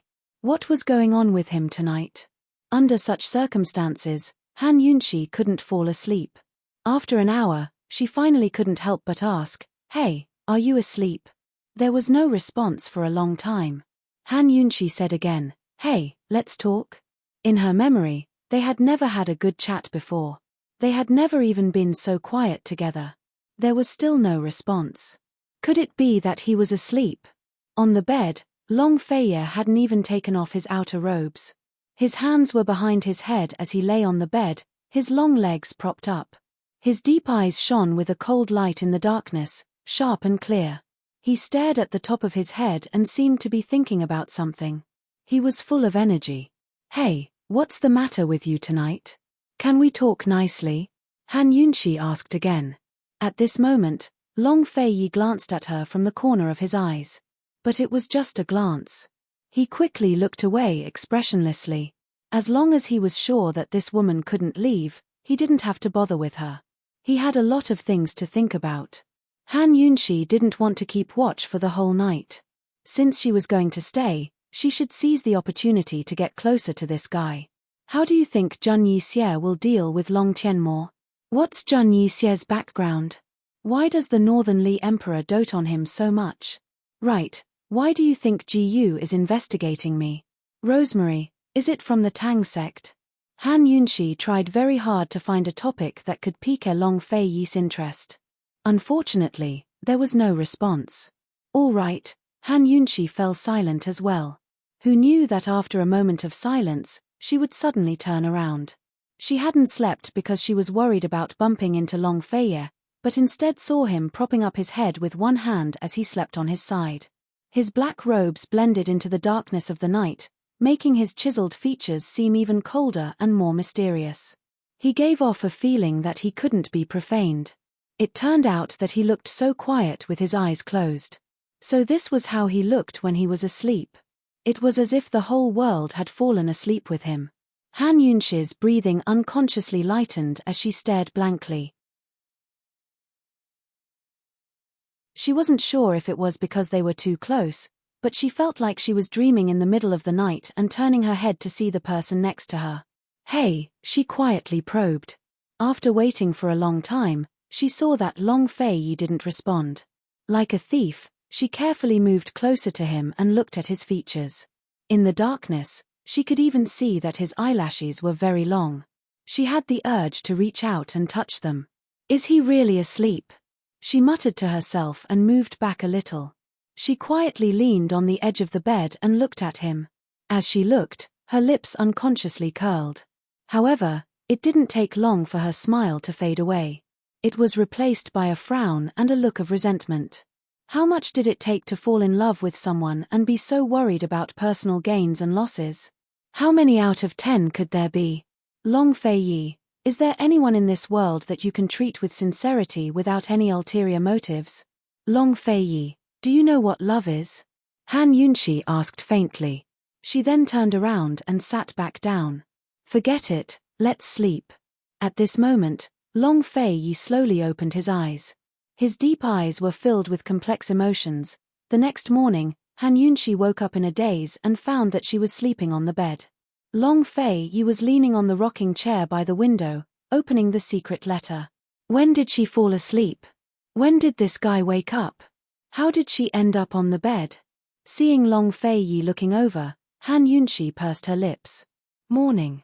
Long Fei Yi just nodded. The moment he opened his mouth, he gave her a piece of explosive news. Long Tianmo was sent to the medical school. Really? Han Yunxi was so shocked that she almost fell. When did this happen? Last night, I personally went over and confirmed that it was him, Long Fei Yi answered truthfully. As soon as he said this, Han Yunxi was shocked again. Didn't you fall asleep last night? Long Fei Yi was unperturbed. It was as if he was talking about the weather. Who told you that I fell asleep? What did he mean by this? Could it be that he knew everything she did and said last night? He pretended to be asleep. Long Fei Yi, you're actually a bastard. Han Yunxi's originally cold face instantly turned red. She hurriedly avoided Long Fei Yi's gaze and got off the bed. I'm going to the medical school. Her clothes and hair were all messy. She didn't care about them and directly rushed out. Long Fei Yi stopped her in time. Long Tianmo's stomach is gone. What? Han Yunxi exclaimed. Her red cheeks turned pale. His stomach was gone. Was it cured or was it diseased? If it was cured and there were no symptoms left for consultation, Shi Yubo could say that it was the effect of his treatment. If it was diseased, then how confident was Luo Zuishan? She had never fought a battle that she wasn't sure of. This was the first time she didn't know anything about the patient's condition. Seeing Han Yunxi's anxious look, Long Fei Yi said lightly, it's very likely that Zheng Yixie did something. Be careful. I will always be in Medical City. After he finished speaking, he left before Han Yunxi. He would always be in Medical City, so she didn't have to be afraid. The anxious Han Yunxi didn't realize how rare Long Fei Yi's words were. She also left in a hurry. At this time, there was another person who was even more anxious than Han Yunxi. It was none other than Luo Zuishan, who was previously full of confidence. Ji Yu had promised him that he would tell him the truth about Long Tianmo's big belly as soon as he arrived at the medical school, and that he would definitely help him defeat Shi Yubo. But now, Long Tianmo's disease had changed. Since the middle of the night last night, he had been looking for Ji Yu like a madman. Finally, this morning, he found him on the roof of his courtyard. Luo Zuishan climbed up the ladder and personally pulled Ji Yu down. Stinking brat, old man's decades of reputation is about to be completely destroyed in your hands, and you're still sleeping. Ji Yu let him pull him until he was about to fall. Then, he turned over and flew down. Despite landing on the ground, Ji Yu Chishao's face was still drowsy. He stretched lazily and said, it's just the title of director. If you like, I'll kill the Medical Academy's old academy head in the future and you'll be the academy head. These words shocked Luo Zuishan so much that he hurriedly stepped forward to cover his mouth. Ancestor, please spare my old bones, okay? Okay. Ji Yu answered happily, but a gloomy coldness flashed across his lips, as if he was full of hatred for the medical school. What do you think we should do now? Long Tianmo's disease has changed, and his stomach is gone. Hurry up and take a look. How could Luo Zuishan not be worried? If Ji Yu couldn't understand the disease, he would be done for in the consultation. That person must be a fake. Shi Yubo didn't do anything, so his stomach can't be gone. Ji was very sure. He didn't care whether Long Tianmo came or not. What he cared about was where Han Yunxi was. They were both kidnapped, and since Long Tianmo was sent here, he should at least send Han Yunxi here too. How can you be sure it's a fake? Stinking brat, what's going on with Long Tianmo's stomach? What did Shi Yubo do? Tell me, Luo Zuishan urged. Ji Yu impatiently glanced at him, too lazy to answer. Just as he was about to leave, Luo Zuishan immediately grabbed him and said sternly, Qi if you don't tell me, do you think I won't tell the head elder that you're back? Ji Yu suddenly narrowed his eyes, a dangerous expression on his face. You wouldn't dare. What's going on? Are you going to tell me or not? Luo Zuishan was so angry that his beard was about to catch fire.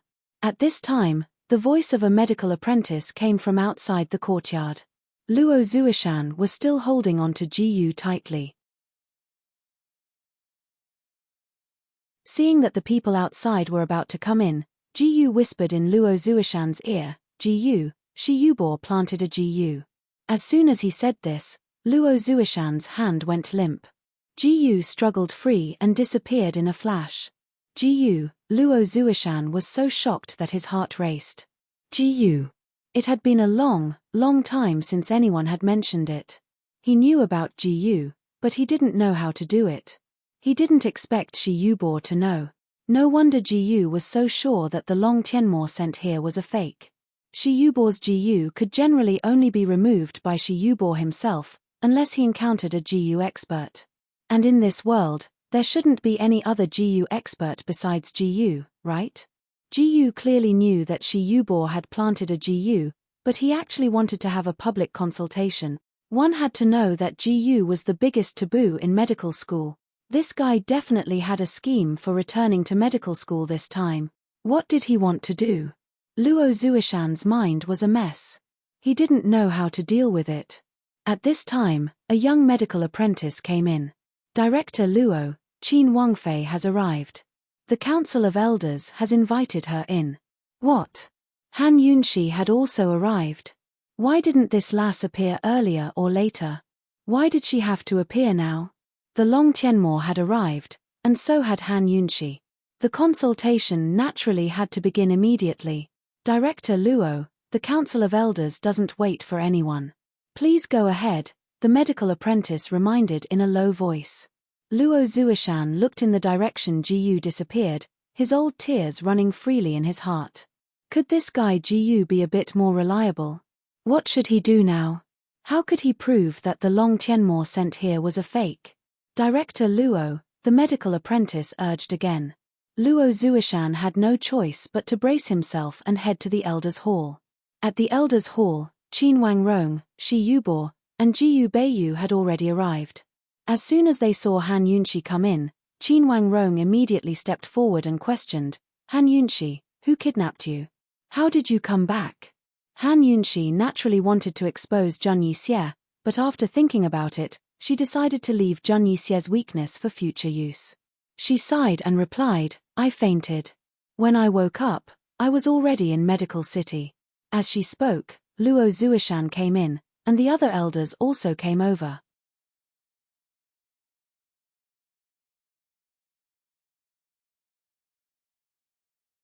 Chapter 235. As soon as he heard that the elders had arrived, Qin Wangrong was the first to rise and greet them. If these elders were to be placed in the empire, they would be first-rank officials.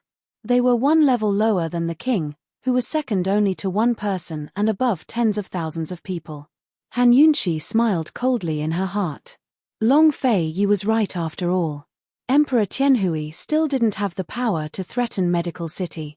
Long Tianmo's disappearance had left Emperor Tianhui furious, demanding an explanation from Medical City. Now that Long Tianmo had been sent back for no reason, the Medical Academy hadn't given them any explanation. Instead, the proud Qin Wangrong had lowered himself first. But after careful consideration, it wasn't that Qin Wangrong lacked backbone. After all, Medical City's power was truly frightening. The three great clans of the Medical Academy and Medicine City controlled all of Cloud Realm Continent's medical industry. They had the power to decide the life and death of any doctor. In other words, these two powers controlled the lives of all the people in the world. A single illness could claim a person's life, whether it was a lofty emperor or a lowly slave. A single plague could destroy a battalion of soldiers, a city, or even a country. If the three great empires of Cloud Realm continent could win over Medical City and Medicine City, they'd surpass the other empires and become the true overlords of Cloud Realm continent. From another perspective, the consequences of offending Medical City and Medicine City were easy to imagine. Of the 5 elders of the Medical Academy, only 3 had come this time. In Han Yunxi's impression, elders were usually old men with white hair and ruddy complexions. They had the air of a transcendent being, but of the 3 people who came in, 2 were men and 1 was a woman. Only one of them was an old man, while the other 2 could only be considered middle-aged. The old man had a white beard and a white beard, his features benevolent, like an amiable old immortal. The middle-aged man had a stern expression and didn't smile at all. The middle-aged woman was dressed smartly and had good looks. It was obvious at a glance that she was a formidable woman. Why are there elders even younger than the directors?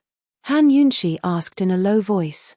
That old man is 3rd Elder Shen Jueming, one of the 3 sage doctors of the Medical Academy.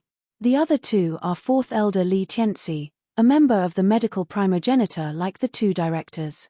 The other is 5th Elder Lady Lianxin. When Jiyu Beiyu finished his introduction, he lowered his voice even more. Madame Lianxin is a godly doctor. In the Medical Academy, there were 2 major systems. One was the administrative management system, which consisted of directors, council of elders, vice deans, and academy deans. Different ranks held different levels of power in the Medical Academy. The second was the medical skill hierarchy, which was the basis of all of Cloud Realm Continent's medical community.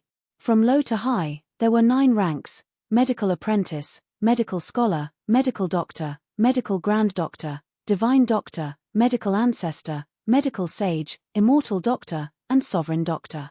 Luo Zuishan and Shi Yubor were both medical ancestor level figures. They were both directors and belonged to the management. Jiyu Beiyue's medical skills were at the level of a divine doctor, but he had yet to enter a medical school. Generally speaking, those who were skilled in medicine also had high authority. However, there was actually an elder at the level of a godly doctor in the Elders Guild. It seemed that the Medical Academy was not a place where strength was the only thing that mattered. This Lady Lianxin should be an exception. Looking at Lady Lianxin, Han Yunxi couldn't help but think of Han Kong'an. Han Kong'an's medical skills were at the level of a godly doctor, but he was also a director. This was the exception that Lady Tianxin had given him. Just what kind of exceptions were allowed in the Medical Academy's administrative system? Why was she able to enter the Council of Elders? Han Yunxi asked hastily. I'm not sure about that. I only know that she's the daughter of Medicine City's Mu clan, Jiyu Beiyu replied honestly. Han Yunxi was lost in thought. The Long Fei Yi had relied on Medicine City's Wang clan to find out much about the Medical Academy. It looked like the higher-ups of the Medical Academy still gave face to the 3 great clans of Medicine City. Aside from the 3 great clans of Medicine City, what other powers would the Medical Academy give face to? Could it be that Lady Tianxin came from Medicine City as well? Han Yunxi was lost in her thoughts when Lady Lianxin looked over. You're Lady Tianxin and Han Kong'an's daughter? Han Yunxi was surprised. That's this junior. 5th elder knows my mother. But Lady Lianxin was especially arrogant. I've only heard of her. She had no intention of continuing the topic, but simply went straight to the point. She explained the details of the consultation in a concise and comprehensive manner. This was a public consultation held in the consultation hall of the Council of Elders. The 3 elders would be in charge of the consultation, while Luo Zuishan and Shi Yubor could only watch from the sidelines.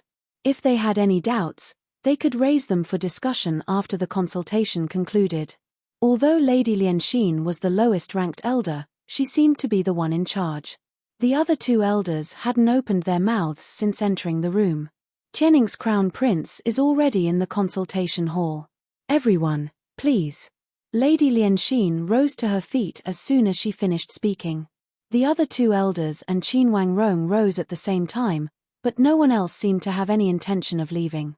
Everyone knew that Long Tianmo's stomach was gone.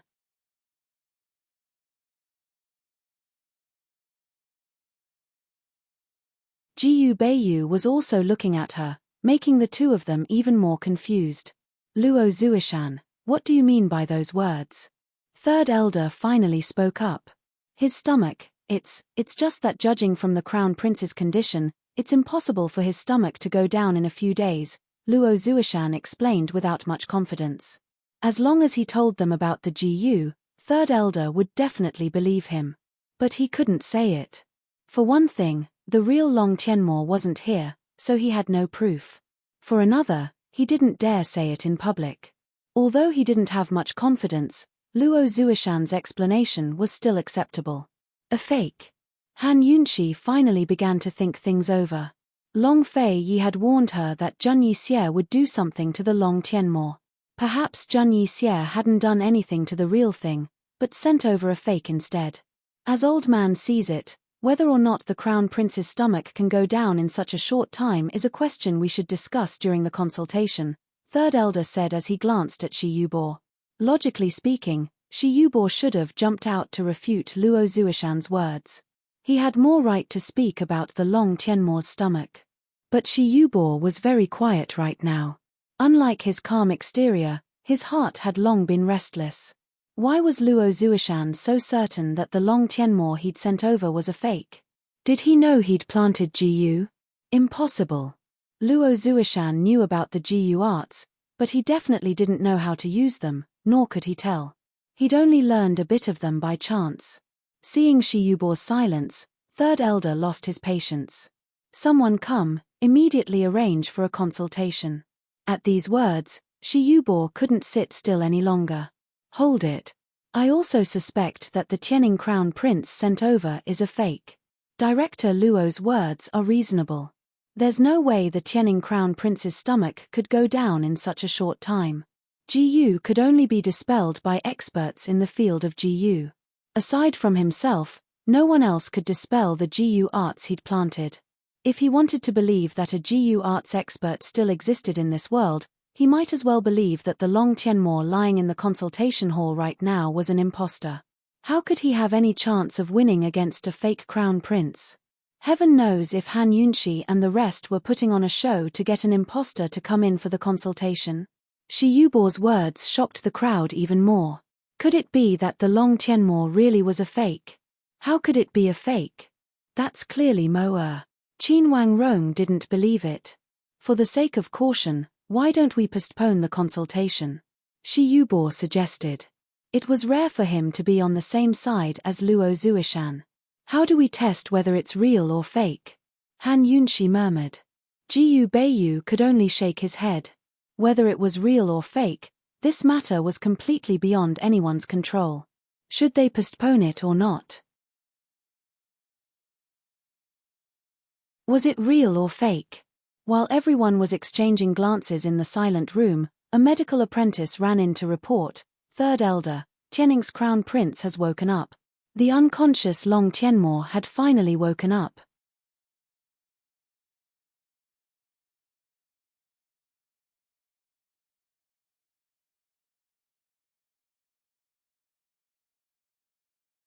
Ever since she'd entered the room, her gaze had been sweeping over Long Tianmo's body without stopping.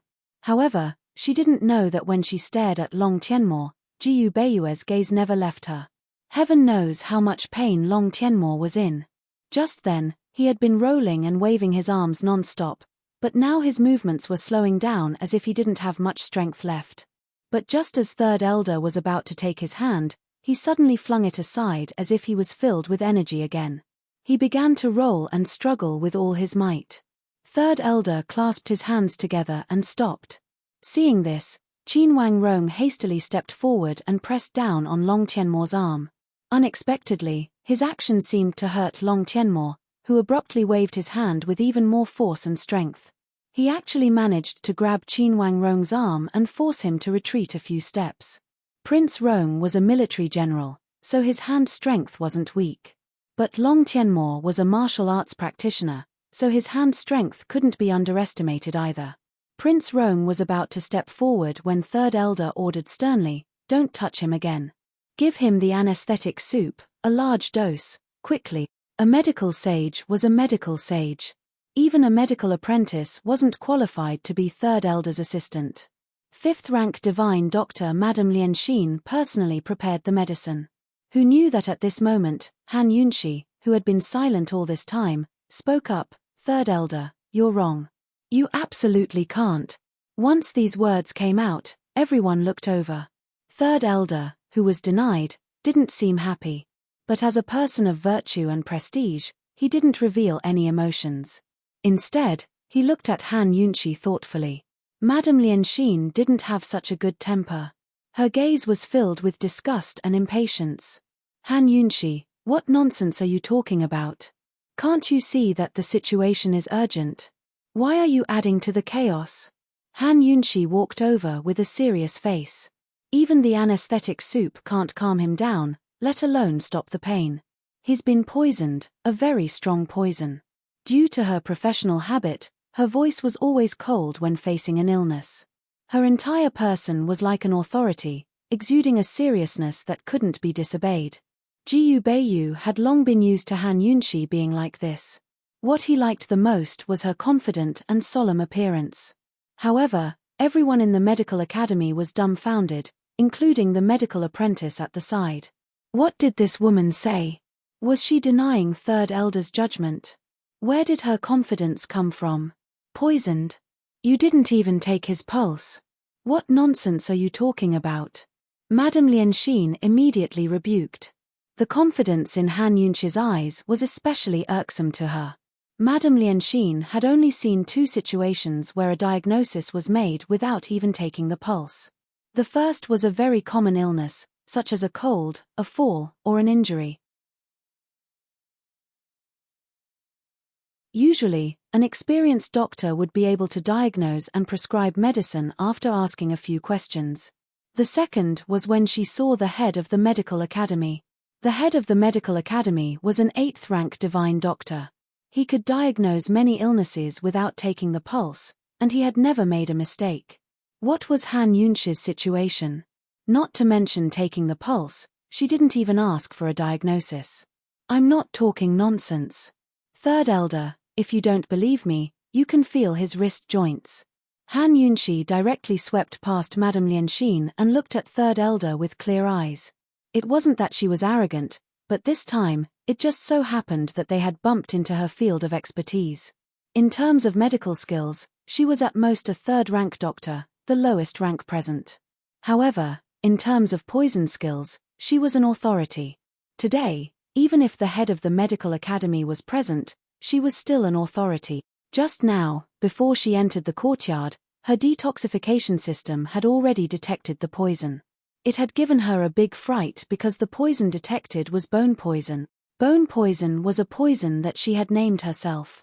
The reason why she had named it was because it was a completely new type of poison. It was grown from the poison pool in her detoxification system. The most frightening part of this poison was that it acted on a person's bones and joints. Once poisoned, all the joints, big and small, would not be spared. Thinking back to when she had first discovered this new poison, Han Yunxi had been so shocked that she broke out in a cold sweat. She hadn't expected that someone would be poisoned. The person who had poisoned him was ruthless enough, and the poison was strong enough. Before Han Yunxi had entered the room, she had already known that the person who had been poisoned was Long Tianmo. She was also very certain that the Long Tianmo in the room was real. Because in this world, other than her, only Zheng Yixie would be able to use this kind of poison.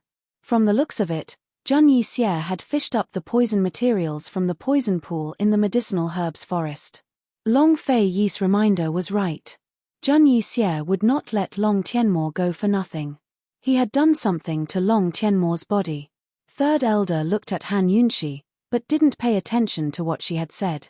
After all, in his eyes, Han Yunxi couldn't even be considered a doctor. However, the aura of authority that Han Yunxi exuded made him hesitate. This kind of natural aura of a doctor and the aura of authority could only be seen on the head of the medical academy. Who would have thought that a woman like her would have it? Just now, Lady Lianxin had said that this girl's mother was Lady Tianxin. Why did he feel that the name Lady Tianxin sounded a little familiar? Seeing that third elder didn't respond, Han Yunxi added, "Third elder, just because he can't feel pain, it doesn't mean that it doesn't hurt anymore. For example, if a person was injured and the wound was inflamed and very painful, if the wound wasn't treated and the person's nerves were numbed so that he couldn't feel pain, the wound would still be inflamed and continue to worsen. Mephizen could make Long Tianmo unconscious so that he wouldn't feel pain, but his joints would be in a constant state of pain. If it was just ordinary pain and inflammation, it wouldn't be a big deal. The key point was that Long Tianmo had been poisoned, and it wasn't an ordinary poison. Just because he couldn't feel pain, it didn't mean that it didn't hurt anymore." Third elder finally paid attention to Han Yunxi's words. He stroked his beard thoughtfully with a cautious expression, but still didn't say anything. At this time, Lady Lianxin couldn't bear it any longer. "Han Yunxi, have you had enough? Can you bear the responsibility for delaying the treatment? The poison he's been poisoned with is called bone poison. Once he uses Mephizen, the medicine and poison will react, and the poison will mutate. At that time, no one will be able to detoxify the poison. Can you bear the responsibility?" Han Yunxi wasn't polite at all. Hey, why are you so sure that he's been poisoned?" Lady Lianxin was truly inconceivable. Heaven knew where this woman's confidence came from. At this time, Han Yunxi disliked paying attention to people like Lady Lianxin the most. Her attitude was serious and sincere. "Third elder, feel the crown prince's wrist. You'll understand the truth." Although third elder wasn't a poison doctor, he could still feel that something was wrong with such a deeply poisoned wrist. Helpless, Han Yunxi thought of the matter too simply. Although this wasn't a public consultation, there were still many people present. How could third elder easily listen to her? If by any chance he felt the wrist and confirmed that it was poisoned, where would third elder put his old face? Could it be that he had to admit that his previous decision was wrong? That he, a dignified medical sage, was inferior to a little girl who was still wet behind her ears? Of course, third elder still had medical ethics. Long Tianmo's condition was urgent and couldn't be delayed for too long. Just as third elder was about to speak, fourth elder, who had been silent all this time, suddenly spoke. "Second elder is an authority in orthopedics. Why don't we invite second elder over?" This, fourth elder's words were undoubtedly questioning third elder. Moreover, second elder and third elder had always been at odds. If second elder was invited, wouldn't there be one more person to laugh at? Originally, third elder was about to give in. When he heard this, anger rose from his heart, and his displeasure appeared on his face. Old man has been practicing medicine for so many years and has never needed anyone to interrupt. "Lianxin, why aren't you quickly bringing the Mephizen soup? You're not allowed." Han Yunxi was also angry, and her voice was as cold as ice.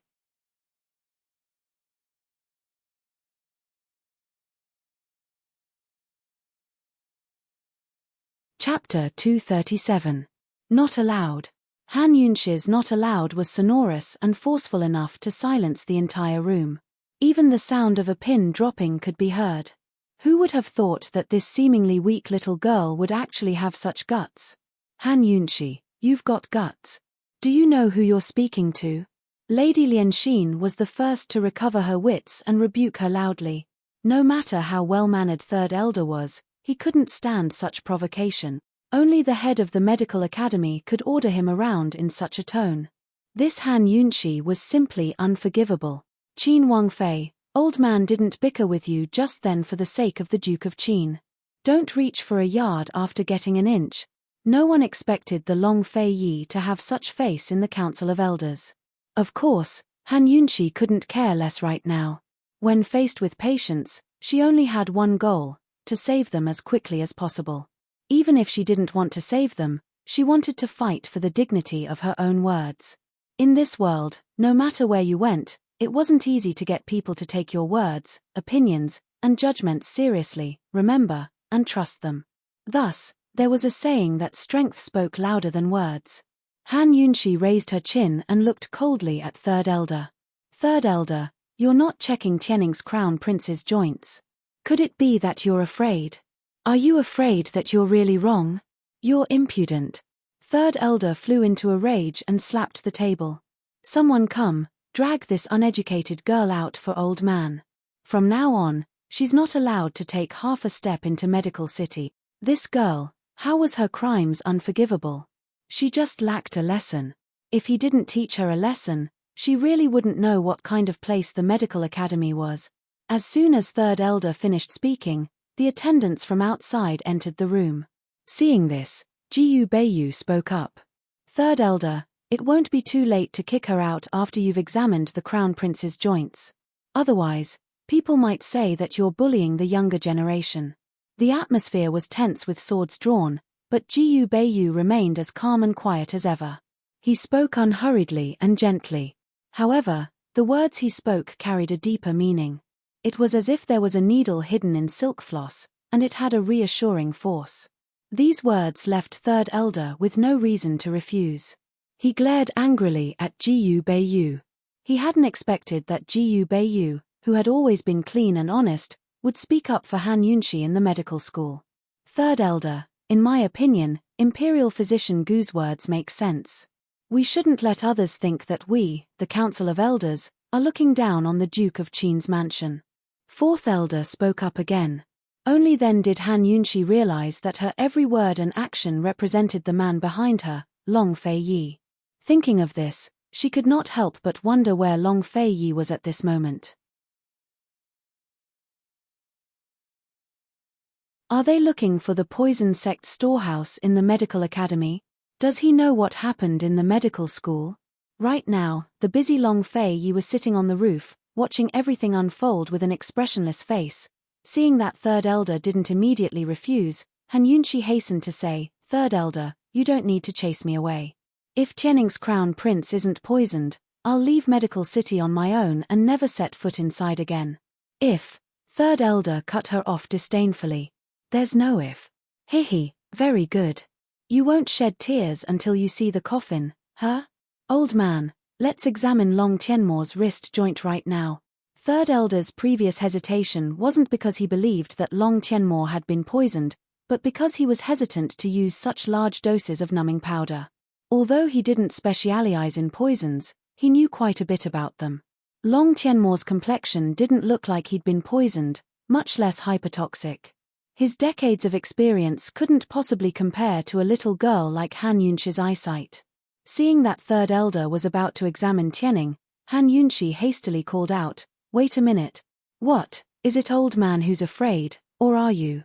Third Elder seized the chance to retort sarcastically.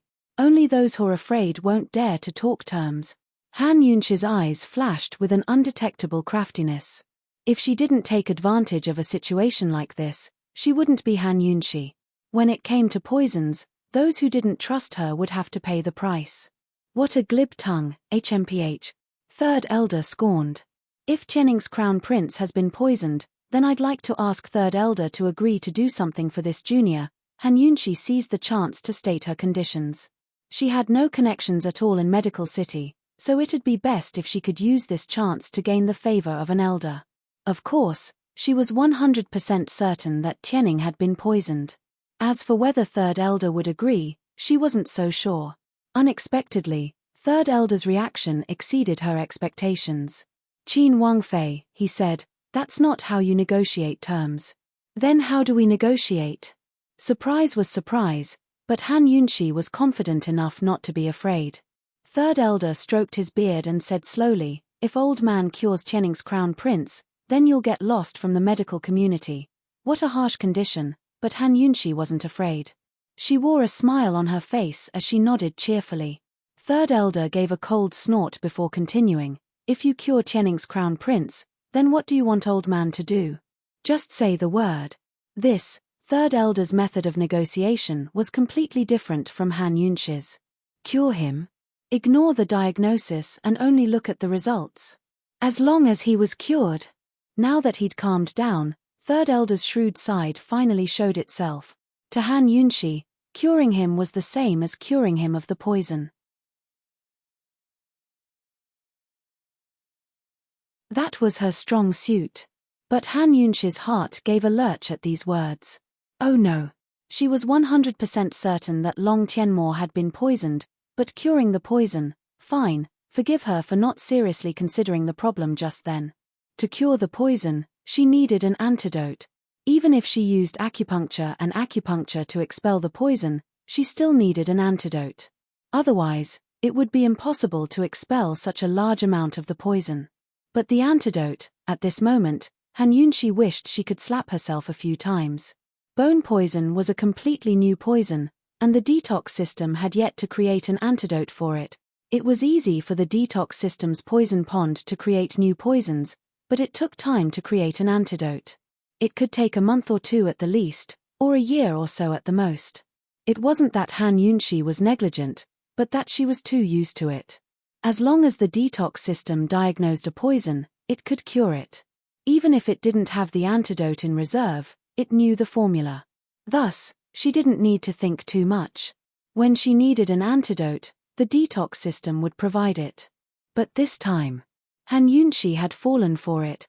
She'd fallen for the detox system she was so proud of. How is it, Qin Wangfei? Third elder was waiting for an answer. Han Yunshi lightly bit her lip as she hesitated. Actually, there was no point in hesitating. She was very clear on the situation. Without an antidote, there was no way to cure Long Tianmo for now. Long Tianmo, on the other hand, had been poisoned.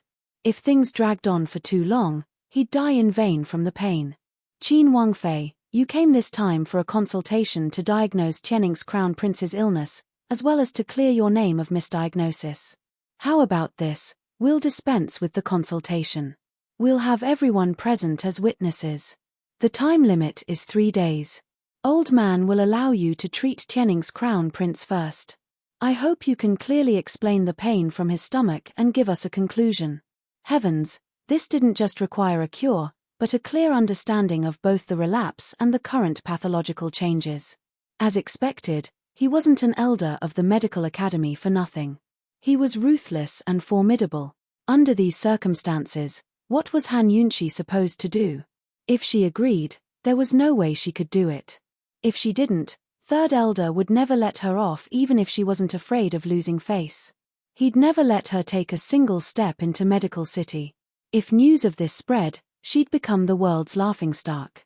Han Yunshi was caught between a rock and a hard place. Qin Wangfei, what do you think? Third Elder could tell that Han Yunshi didn't have the same confidence as before, so he pressed her step by step. It wasn't just Third Elder who was looking at her, but everyone else as well. Jiyu Beiyu immediately noticed Han Yunshi's strange behavior. Third Elder and the rest of the crowd didn't understand her, but he did. As far as he knew, there was no poison that Han Yunshi couldn't cure. Right now, she should be bursting with life and glowing with splendor. What was she hesitating for?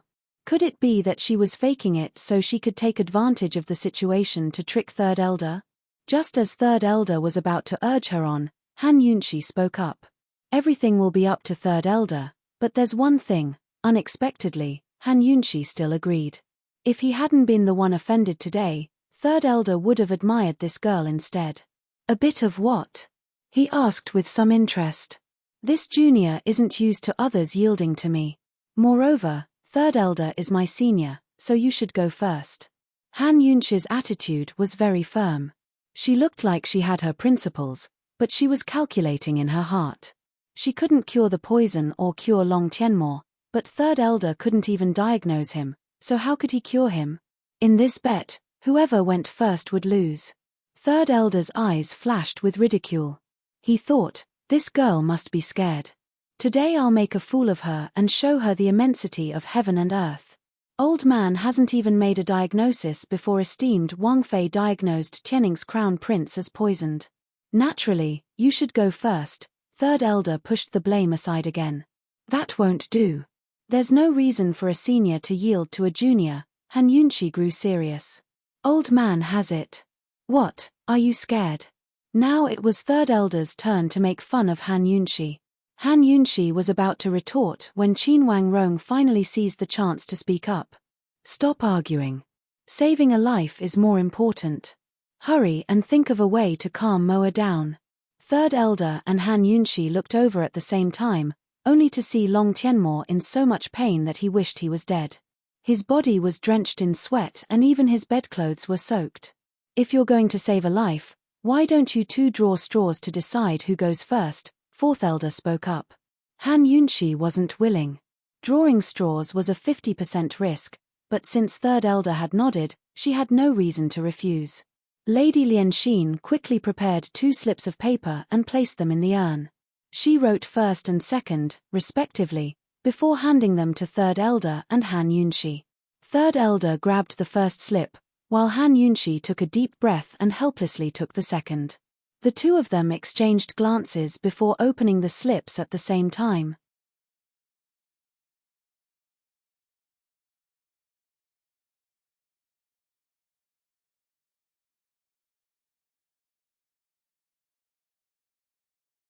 Whether one was a professional or not, the first thing to look at was one's appearance.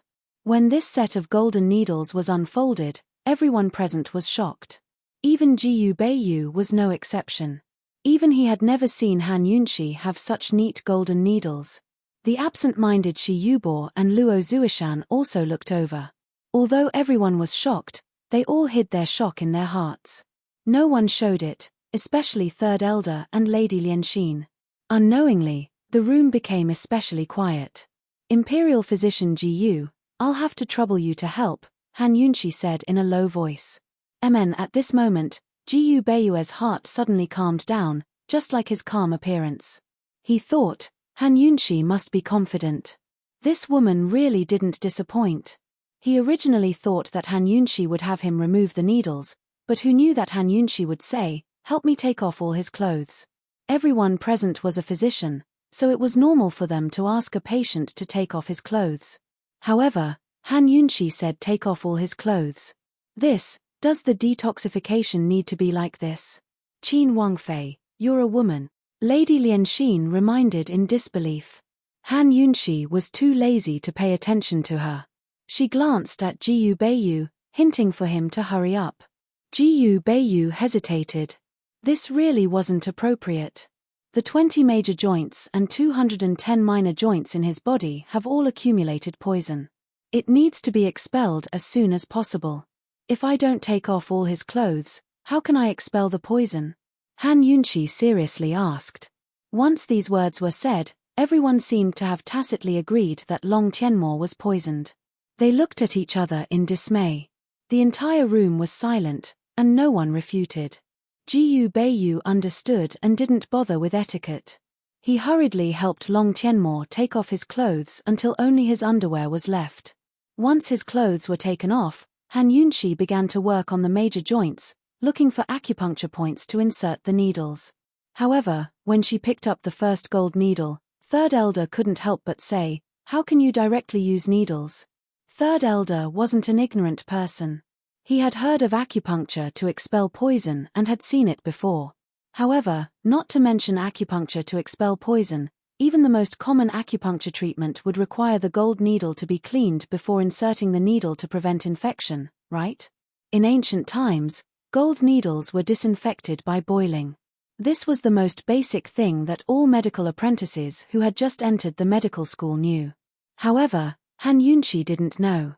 They had just been frightened by Han Yunxi's full set of gold needles. Now, third elder and the others regained their senses. In this day and age, there were too many charlatans who used their appearances to scare people. Presumably, Qin Wangfei's gold needles are rare items and don't need to be boiled. Lady Lianxin's face was full of ridicule. Unexpectedly, Han Yunxi's tone was even more disdainful than hers. No need. Presumably, this is fifth elder's first time seeing this kind of disposable needle, right? What? Disposable needle? Not only was this term unfamiliar to Lady Lianxin, it was also unfamiliar to everyone present. What did this mean? We mainstream orthodox people naturally don't understand such heretical things. Lady Lianxin hastily retorted. Han Yunxi lowered her head and didn't explain. Instead, she lightly smiled and took out the gold needles to search for the acupuncture points. In the beginning, everyone present could still understand the acupuncture points. However, after a few needles, even third elder of the medical saint couldn't understand. He didn't even know the existence of those acupuncture points. As more and more gold needles were inserted, everyone's expressions became more and more complicated. What exactly was Han Yunxi doing? How was this searching for acupuncture points? This was simply randomly inserting needles. If this continued, someone would die. Third elder couldn't help but remind her, Qin Wangfei, if you randomly insert needles, you will bear the consequences. Only then did Han Yunxi raise her head to look at third elder and lightly smile. Amen, I will take responsibility. As she spoke, she took out a long needle and actually closed her eyes, slowly inserting it into Long Tianmo's acupuncture point. When this needle went in, the skin around the joint actually slowly seeped out black blood. Black blood, poisonous. Poisonous. Third elder couldn't help but exclaim. He didn't dare to believe his own eyes. However, everything in front of him was reality.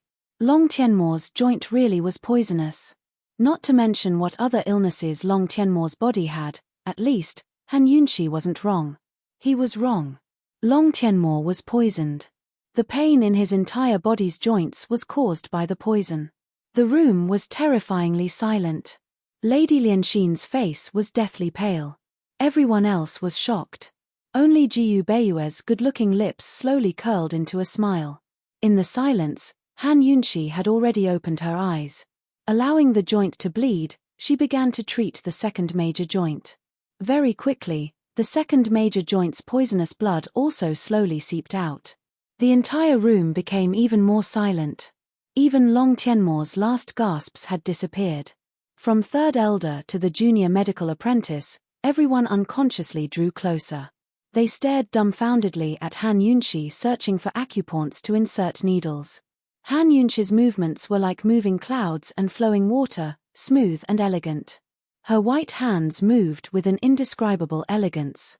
Long Tianmo's entire body had more than 200 joints. Han Yunxi didn't let go of any of them. Every joint, she earnestly used needles to expel the poison.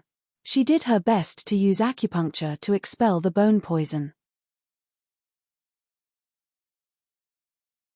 When she reached the last joint, her forehead was already drenched in sweat. Jiyu Beiyu took out a handkerchief and gently wiped her sweat. Out of professional habit, Han Yunxi didn't refuse. She also wasn't disturbed. She still lowered her head, narrowed her eyes, and earnestly applied the needles. However, a certain person on the roof slowly narrowed his eyes. The coldness in his eyes was terrifying. In the silence, time passed especially quickly. An entire half a day had passed. Long Tianmo's body was covered in golden needles, and the poisoned blood had also flowed all over the bed. Finally, after Han Yunxi inserted the last needle, she stopped. At this time, third elder was surrounding Han Yunxi. They were all stunned. Han Yunxi twisted her neck and moved her hands. She deliberately glanced at third elder. Third elder immediately avoided her gaze. Seeing this, Han Yunxi was happy. She gently smiled and began to withdraw the needles. The poison that could be expelled from Long Tianmo's joints with golden needles was basically all expelled. Han Yunxi's movements were like moving clouds and flowing water. Her movements of withdrawing the needles were even smoother. It was so fast that people couldn't see it clearly. However, even though they couldn't see it clearly, everyone still tried their best to look carefully for fear of missing something. There were more than 200 acupoints. Each acupoint had at least 5 golden needles. One could imagine how many golden needles there were. There should be close to 1,000 needles. She didn't put these golden needles back into the needle case. Instead, she picked them up and threw them to the side. Not long after, she threw away a large pile. Soon, all of the golden needles were removed. Han Yunxi picked up the last golden needle and stood up. She smiled at Lady Lianxin. Ah, this isn't some unorthodox method. Using a needle once means that you don't want it after using it once. Throw it away. As she spoke, she threw the golden needles to the side. Her movements were elegant and confident. An entire set of golden needles, close to 1,000 of them.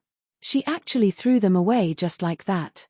It was simply a reckless waste of God's gift. Could it be that she had a lot of sets on her hands? Lady Lianxin looked at the pile of golden needles covered in black blood, then looked at Han Yunxi. For a moment, she didn't know what to say.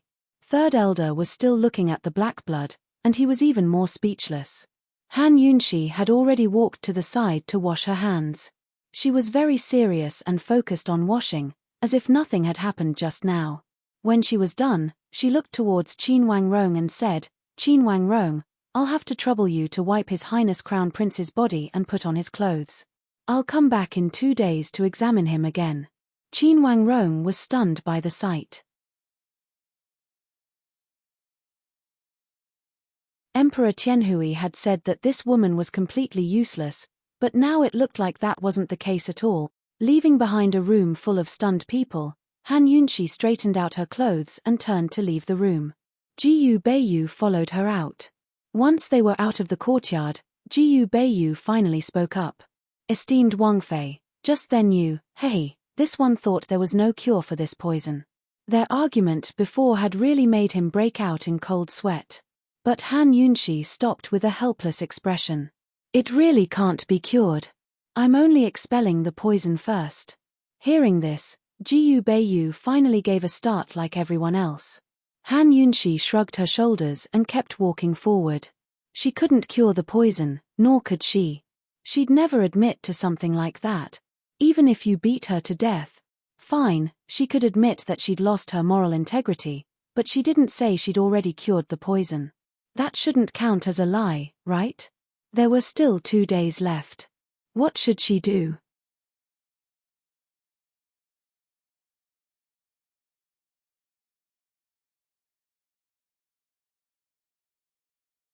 Chapter 239. Princess Consort, You. Jiyu Beiyu chased after her and was so surprised that he didn't know what to say. "I was also forced to do this." "Who?" Han Yunxi shrugged her shoulders and lowered her head. Seeing her like this, Jiyu Beiyu found it funny and angry at the same time. He always thought that this woman was omnipotent when it came to poisons. She was always 100% serious and meticulous when it came to patients. But who would have thought that she would act shamelessly? For such an important matter, she had easily fooled the medical school's 2 directors and 3 elders. As a doctor, Jiyu Beiyu loathed deceiving the world to gain fame and swindling others. But when he saw Han Yunxi's listless appearance, his eyes filled with indulgence and indulgence. "In any case, I managed to gain 2 days of time." Han Yunxi lowered her head, but her voice was filled with righteousness. The pampering in Jiyu Beiyu's eyes became even stronger. He helplessly shook his head and unconsciously reached out his hand, wanting to rub Han Yunxi's head. But his hand stopped in midair. When Han Yunxi raised her head, his hand moved as fast as a shadow and he silently withdrew it. This kind of fast speed was definitely not something an ordinary expert could do. But, not only was his movement fast, it was also silent, making it impossible for anyone to detect him. With his hands behind his back, Jiyu Beiyu secretly sighed.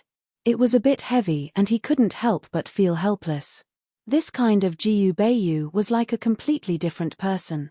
He lacked his usual calmness and elegance, but had a heavy manly aura. Han Yunxi had no idea what was going on, but Long Feiye, who'd been following her the entire time, saw everything clearly. "Jiyu Beiyu," he muttered to himself. His cold eyes followed Jiyu Beiyu's arm as if he had discovered something. "What do you plan to do in these 2 days?" Jiyu Beiyu lightly asked. "Do you have a way?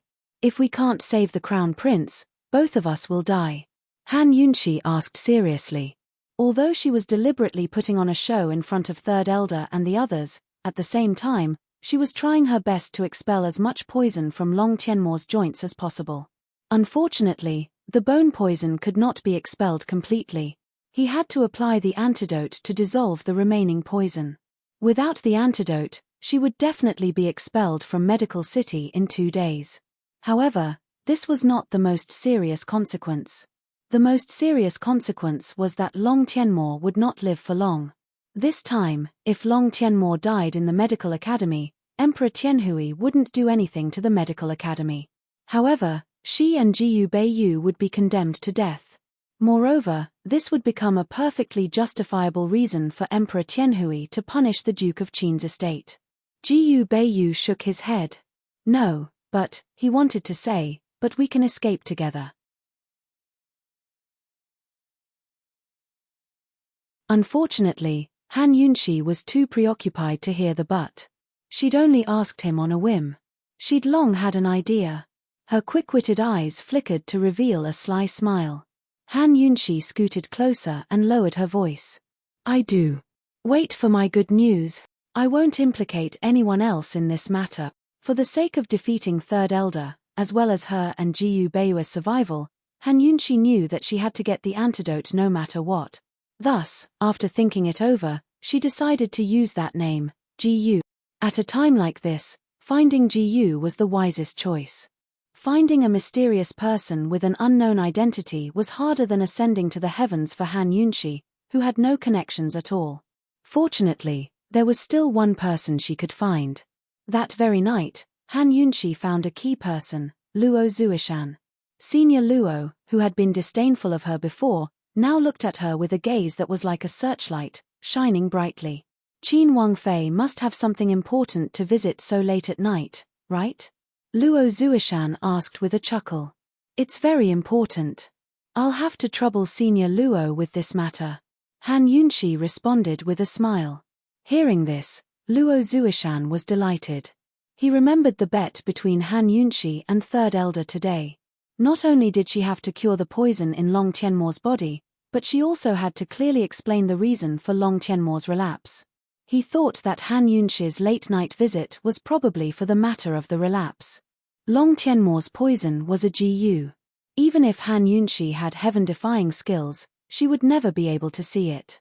If she wanted to win against Third Elder, she would have to come and beg him. As long as he had something to ask of her, he could take advantage of the situation and ask her about her acupuncture skills. Those unknown acupuncture points and those disposable gold needles were extremely tempting to any doctor. There's no harm in speaking. Luo Zuishan stroked his beard. Although he looked serious, he was secretly delighted. Who knew that Han Yunxi didn't come to ask him about Long Tianmo's relapse? Instead, she got straight to the point and asked, "Where's Jiyu?"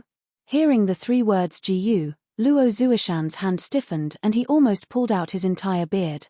Jiyu. Han Yunxi came to him to find Jiyu? When did this girl find out about his relationship with Jiyu? They'd run into bandits on the way to Medical City. Although it was Jiyu Chishao who'd saved him, he'd masked his face and kept it hidden. Moreover, Han Yunxi had been kidnapped by the time they turned back, so she wasn't present. Seeing Luo Zuishan's reaction, Han Yunxi knew she had made the right choice. She picked up her teacup and slowly sipped. Jiyu, Luo Zuishan endured the pain in his jaw and pretended to be a certain person. Qin Wangfei, what did you say, Jiyu? Imperial physician Jiyu? What's wrong with him? Pretending.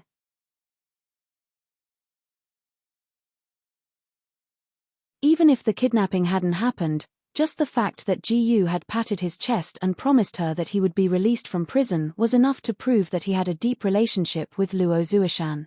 It's not Imperial Physician Jiyu, it's Jiyu. 7th. Young Master.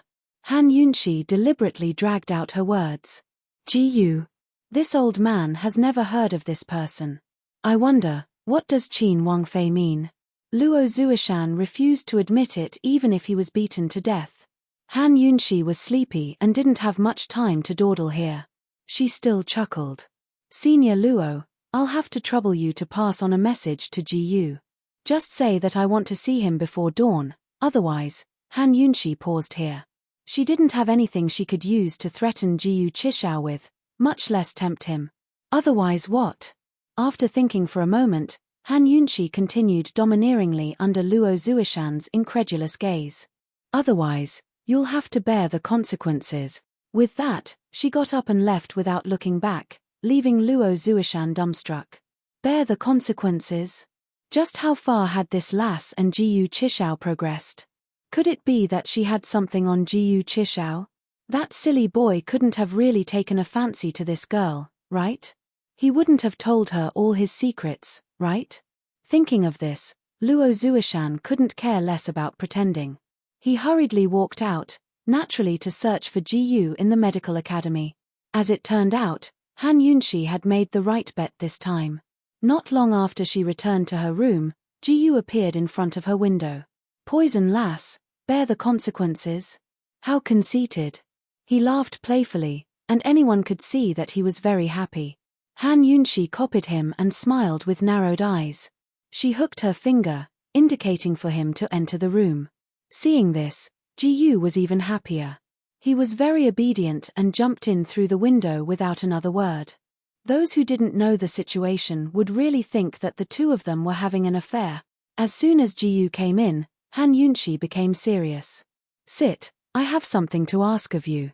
If someone were to ask her why she was so sure that Jiyu would come for no reason, she wouldn't be able to answer.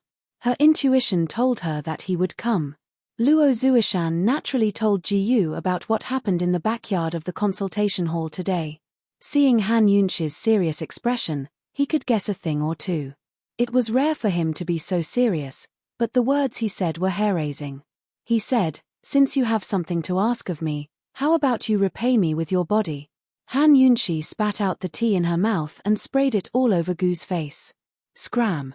She threw this word at him without hesitation. Not only was Jiyu not angry, he wiped his face and still had a radiant smile on his face. You can owe me first.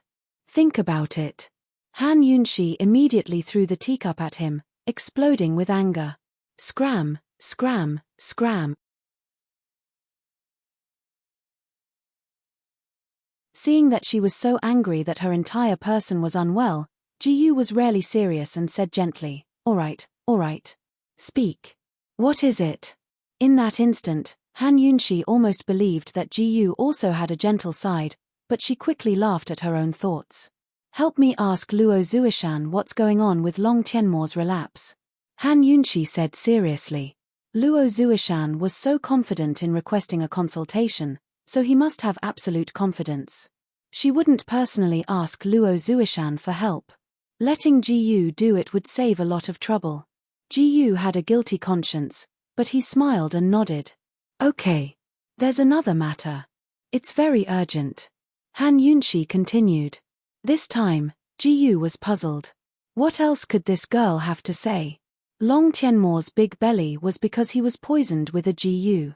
His big belly had disappeared, not because he was ill, but because someone had removed the Jiyu.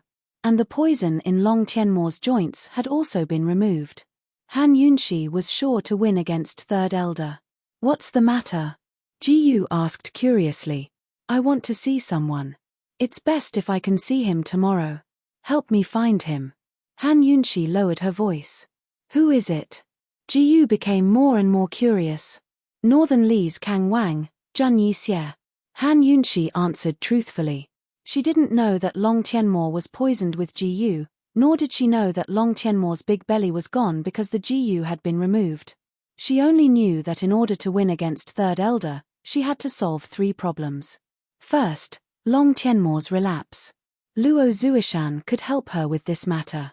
Second, how did Long Tianmo's big belly not fall out? This was Zhun Yixie's masterpiece, so he must know. Third, the antidote for Long Tianmo's bone poison. This was also Zhun Yixie's rhythm. He should have the antidote. If he poisoned someone without the antidote, wouldn't it be the same as murder? Zhun Yixie shouldn't have the guts to do so. Why are you looking for him? Jiyu was truly puzzled this time. He's the mastermind behind Northern Li's undercover operation. He's a true poison expert. Han Yunxi answered in a low voice. Hearing this, Jiyu suddenly narrowed his eyes.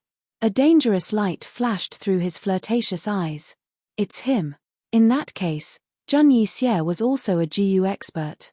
This was really beyond his expectations. I want to see him as soon as possible. Han Yunxi said seriously. The dangerous light in Gu's eyes disappeared. He asked jokingly, Northern Li's Kang Wang is your husband's sworn enemy. Does Long Fei Yi know that you want to see him?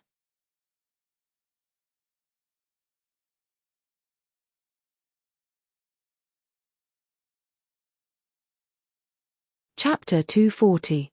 When they parted at the inn, Long Fei Yi said that he would always be in Medical City. Han Yunxi admitted that the first person she'd thought of was Long Fei Yi. It was only right and proper to ask him for help, but she quickly rejected the idea. She knew that Long Fei Yi came to Medical City this time for the poison warehouse. Even if he saved her from Zheng Yixie, he didn't expose his identity. He must be very busy and didn't want to cause more trouble. Moreover, she could deal with Luo Zuishan by asking Jiyu for help, which was the most suitable choice. It's a secret. Don't tell him. Han Yunxi answered Gu's question in a joking tone. It's much easier for him to find Zheng Yixie than it is for me. Don't you want to ask him for help? Jiyu probed. Han Yunxi was still joking. She said with a smile, he'll come whenever you call him. As for him, I don't even know where to find him. Even if he was always in Medical City, she really didn't know where to find him or who to contact. She was always like this, inadvertently discovering that she really knew nothing about that man. Sometimes, even though he was right next to her, she would feel that he was far away. Come whenever you call him? Jiyu Qishao rubbed his chin as he mulled over the words with interest. Instead of getting angry, he laughed happily. I like what you said. Still, Jiyu Qishao was quite reliable when it came to Han Yunxi's matters. He used a finger to poke at Han Yunxi's forehead and said seriously, I can help you make an appointment with Zheng Yixie, but he's tried to kidnap you time and time again. You actually wanted to deliver yourself to his doorstep. You, back in the mountain behind the Heavenly Fragrance tea house, Jiyu and Zheng Yixie had fought. He wasn't completely sure that he could protect Han Yunxi. I have my ways to deal with him. You can just come with me. Han Yunxi was serious now. Although meeting Zheng Yixie seemed ridiculous and stupid, she could only rely on Zheng Yixie to cure the poison in Long Tianmo's body. What is it? Let's hear it. Jiyu asked curiously. Why? Are you afraid of him too? Han Yunxi asked with a smile. Jiyu snorted and did not ask any more questions.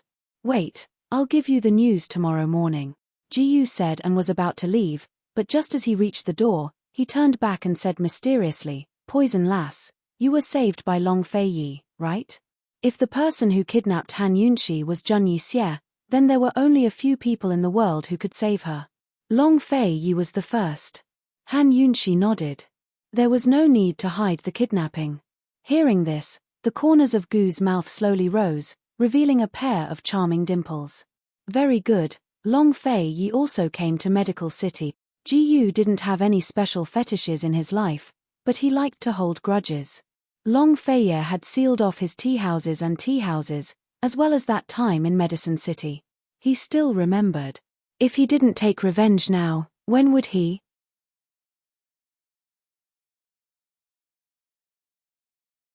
Medical City was no longer Long Fei Yi's territory. This time, he had to properly repay Long Fei Yi. Of course, revenge would have to wait until the matter with Long Tianmo was settled. Then, he would study it carefully. This was probably the first time Jiyu had left Han Yunxi so happily. He was in a good mood and looked back with a smile at the door. Poison lass, see you tomorrow. Yeah, the door closed. In the dead of night, everything quieted down. Long Fei Yi rested his head on his arms as he reclined on Han Yunxi's roof. He stared at the vast expanse of stars, his eyes as black as midnight growing deeper and deeper, making him more and more unfathomable. That night, he didn't sleep at all. It wasn't until dawn that Tang Li arrived. You're actually here. Tang Li was in disbelief. He had searched for Long Fei Yi for an entire day and night. In the end, he didn't know where to find him, so he could only come to Han Yunxi's place to try his luck. They had a lot of things to do in Medical City, but this guy was actually here. How was he always in Medical City? He was always by Han Yunxi's side, alright? Long Fei Yi seemed to be in a daze the entire time, but when he saw Tang Li arrive, he quickly gathered his thoughts. Are the people from Medicine City here yet? Only the Mu clan isn't here yet. They'll probably arrive in the next 2 days. I heard the Mu clan's medicine is very important this time, Tang Li replied honestly. Although Medical City's poison sect had been destroyed many years ago, there were still remnants of it left behind. In the poison sect's forbidden grounds was a terrifying poison beast called the Jiyu Shu. No one had been able to kill it for nearly 100 years. The medical academy could only work with Medicine City to concoct medicine every 5 years and put it to sleep. Rumor had it that this poison beast was the poison sect's most legendary existence. It could distinguish and consume hundreds of poisons, and its blood could cure hundreds of poisons. Most frightening of all, the poison beast itself was highly toxic. Once bitten, it was equivalent to being poisoned by hundreds of poisons. Even an immortal wouldn't be able to save you. The poison sect had been destroyed, but the indestructible poison beast had become the object of everyone's competition. Every time the Jiyu Shu woke up, all sorts of factions would secretly gather in the peaceful medical city. The Mu clan. Who's delivering the medicine? Long Fei Yi asked again. Mu Ling. Tang Li was clearly very excited. That genius pharmacist. Long Fei Yi had heard Tang Li mention this name many times. This gifted little girl was hailed as the most talented pharmacist in Medicine City this year. It was said that she was the best candidate to become the next head of the Mu clan. Of course, Medical City's 3 great clans weren't just delivering medicine.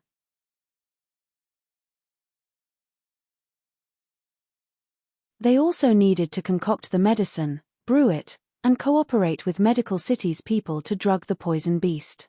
The fact that the Mu clan had sent Mu Ling this time was enough to prove that she had the ability to take charge of a department on her own. Just wait, there'll definitely be a good show to watch this time. Tang Li was very certain that the Mu clan's medicine was very important this time. This also meant that the Mu clan's pharmacists were going to take on a big responsibility. He was very much looking forward to Mu Ling's performance.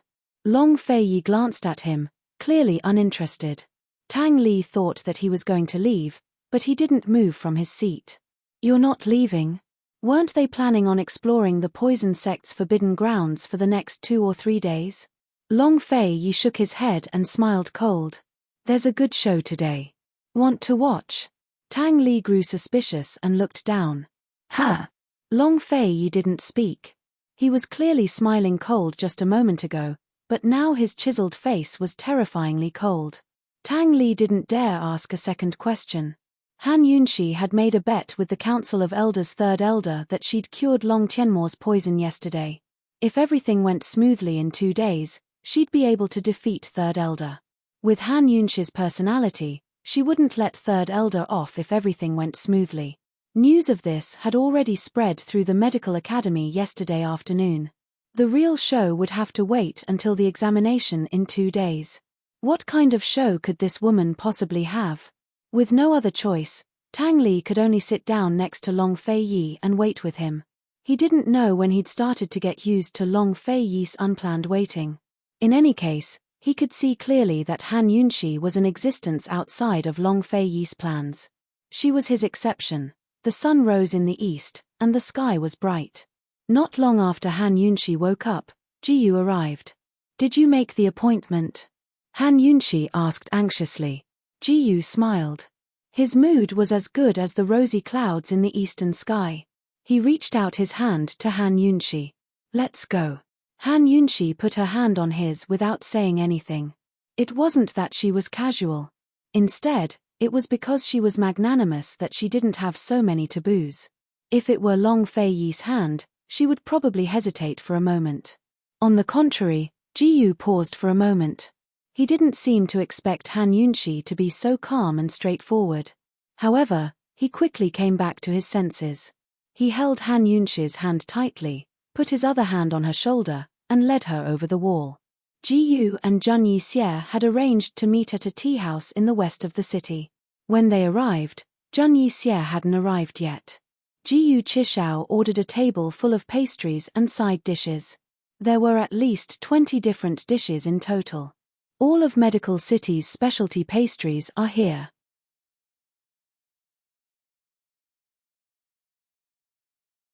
Eat slowly, Jun Yixie won't be here so early.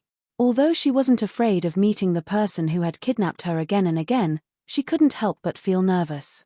At this time, Han Yunxi didn't have much of an appetite. However, she casually glanced at the pastries on the table and found that these pastries were more or less the same as the ones Long Fei Yi ordered at the inn that night. You must try these when you come to Medical City. Try these. It's said that they're the favorite of you women. Ji Yu attentively put a large plate of pastries on Han Yunxi's plate. Han Yunxi stared blankly. Long Fei Yi, did you prepare all the delicacies on the table that night as well? Seeing Han Yunxi's strange expression, Ji Yu hurriedly asked, are you not feeling well? Han Yunxi didn't answer him and buried her head in the food. Liking someone was so inexplicable that you suddenly missed him so much. Liking someone was so unreasonable that you clearly wanted his company, but you wouldn't ask. Ji Yu was puzzled. He sat down next to Han Yunxi, supported his head with one hand, and tilted his head to look at her. From the first time he met this girl in the cave until now, they were either laughing or pretending to be serious. However, this time, Ji Yu could see that this girl really had something on her mind. Poison girl, what's wrong? He asked seriously. Han Yunxi didn't reply, but continued to eat in big bites. Did someone bully you after I left last night? Ji Yu didn't realize that he was really anxious. Han Yunxi didn't answer and almost choked on her food. After drinking a few mouthfuls of water, she changed the topic. Jun Yixie is also in Medical City. She thought that they would have to travel a bit today, but she didn't expect that Jun Yixie was in Medical City. The kidnapping attempt was unsuccessful. Could it be that this guy was lurking in Medical City and was about to take action? What's wrong with you? Ji Yu was serious. Han Yunxi took a piece of pastry and stuffed it into his mouth. No matter how you looked at it, this action was incomparably intimate. However, only Ji Yu knew that Han Yunxi's hand was so strong that he almost choked. Try it. This green bean sorbet is the best. I like it. Han Yunxi smiled beautifully. Ji Yu tried hard to swallow the food in his throat. Just as he was about to speak, someone knocked on the door. Jun Yixie, as promised.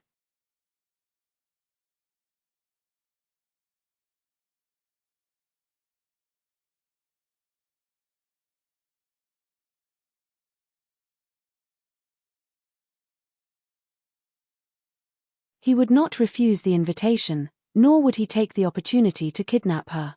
Jun Yixie strode in and glanced at Ji Yu from the corner of his eyes.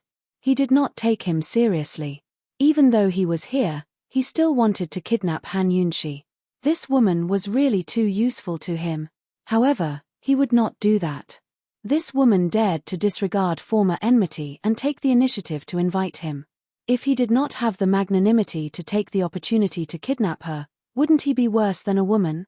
Your Highness Duke Kang, I think you also know why I invited you. Han Yunxi went straight to the point.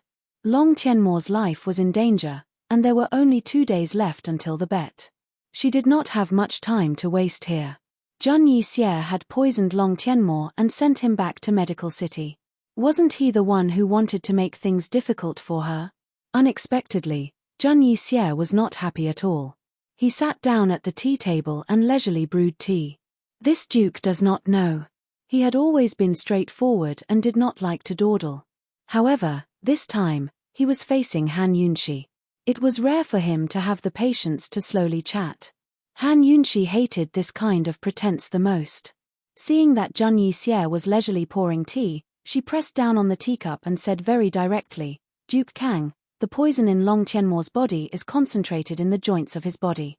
This poison was cultivated in Medicine City's poison pool, correct? As soon as she said this, a trace of surprise flashed through Jun Yixie's eyes. He knew of Han Yunxi's abilities. It was normal for this woman to be able to find out that Long Tianmo's poison was concentrated in his joints. However, how could she be so sure that the poison was cultivated in Medicine City's poison pool?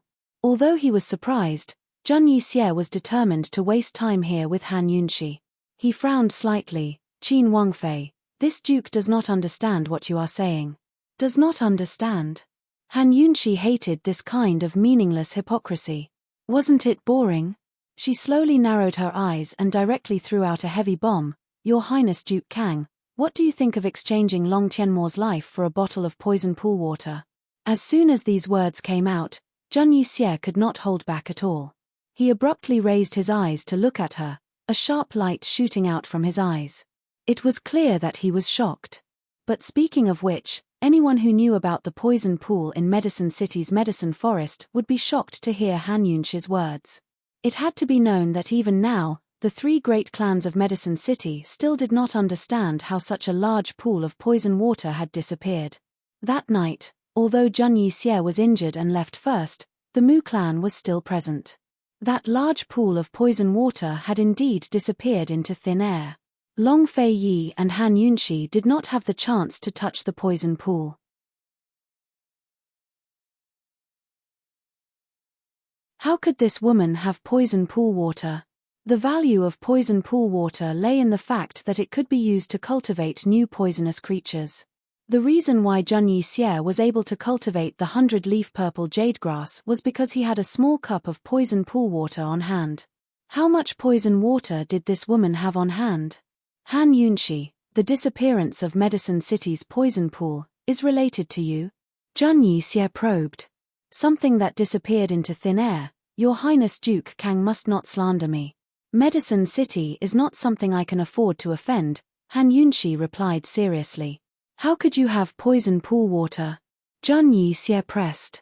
Your Highness Duke Kang was able to cultivate that poison, so you must also have poison pool water. In that case, the disappearance of the poison pool water is also related to you. Han Yunxi blinked her eyes and asked seriously. That innocent expression of hers was enough to make one anxious to death. Ji Yu, who had been listening from the side, couldn't help but rub his chin. Medicine City's poison pool water?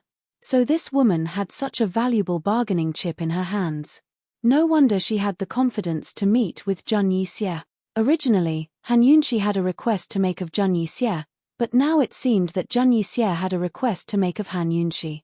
Zhang Yixie was rendered speechless by Han Yunxi's rhetorical question.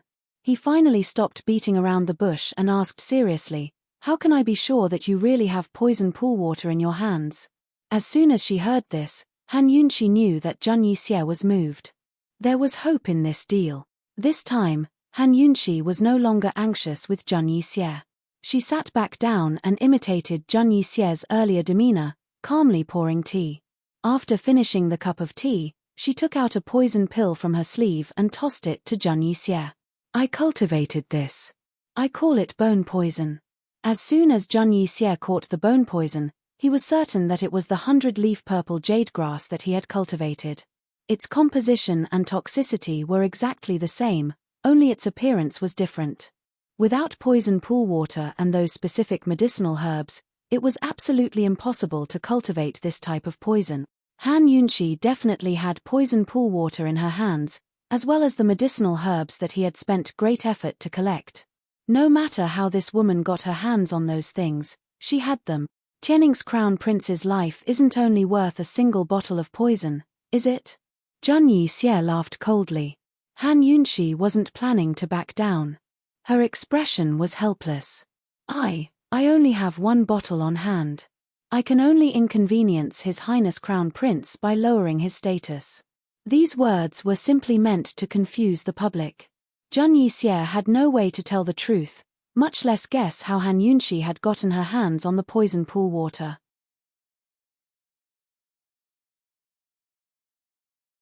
Of course, Zhang Yixie wasn't someone easy to deal with. Despite the chaos in his heart, his expression was as steady as Mount Tai.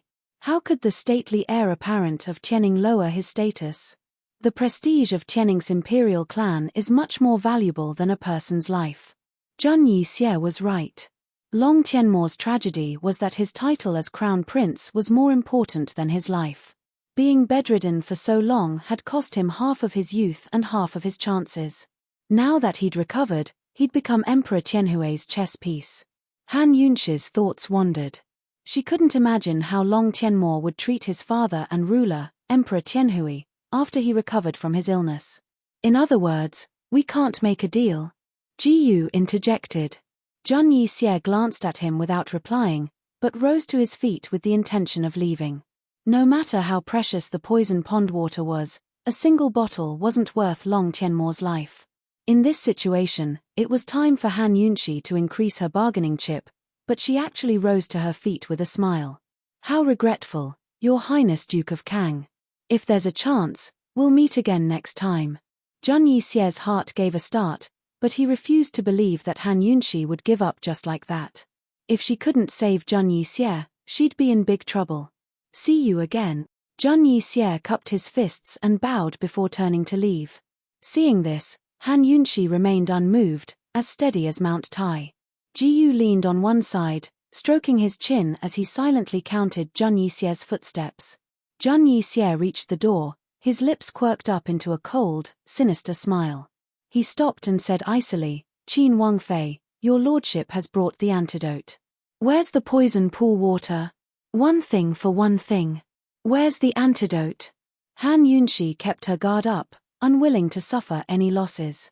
Zhang Yixie finally turned around and took out an antidote pill from his sleeve. At the same time, Han Yunxi took out a bottle of poison pool water as well.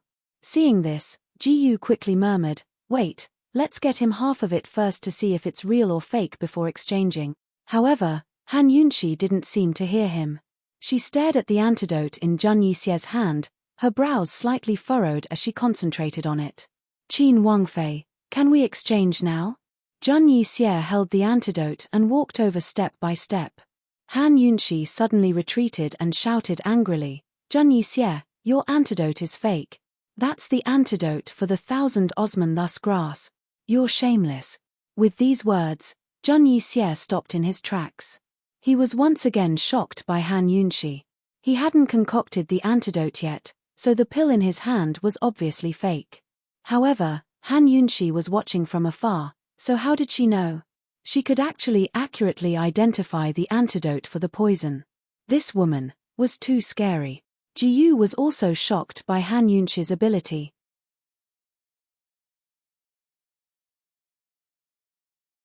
However, he quickly regained his senses and stepped forward to protect Han Yunxi behind him, distancing herself from Zhang Yixie. "Kang Wang, are you still a man for deceiving a woman like this?" Jiyu mocked disdainfully. Zhang Yixie's face alternated between red and white. However, he quickly ignored the last trace of awkwardness in his heart and coldly said, "Han Yunxi, tell this prince where this poison pond water came from. This time, this prince won't make things difficult for you." "Where's the antidote?" Han Yunxi angrily asked. This was the question she was most concerned about. The reason she had no choice but to take this risk was also for the sake of the antidote. However, Zhang Yixie gave her a despairing answer, "The antidote hasn't appeared yet. This prince wants Long Tianmo to die in Medical City." Note to the readers, recently, I haven't been able to stabilize the update time. Everyone, come to see the update at 9 p.m. This is the latest time. Welcome to Add Momo's public WeChat account, Giamomo 2015. Reply GU to see the text and explanation. You're tuning in to the Dreamy Chapters YouTube channel. We're so grateful for your support and don't forget to subscribe to join us on this incredible journey through captivating stories. Your generosity through donations truly makes a world of difference, as it's the primary source of revenue that allows me to expand and enhance this channel for you. Thank you from the bottom of my heart for being a part of this adventure.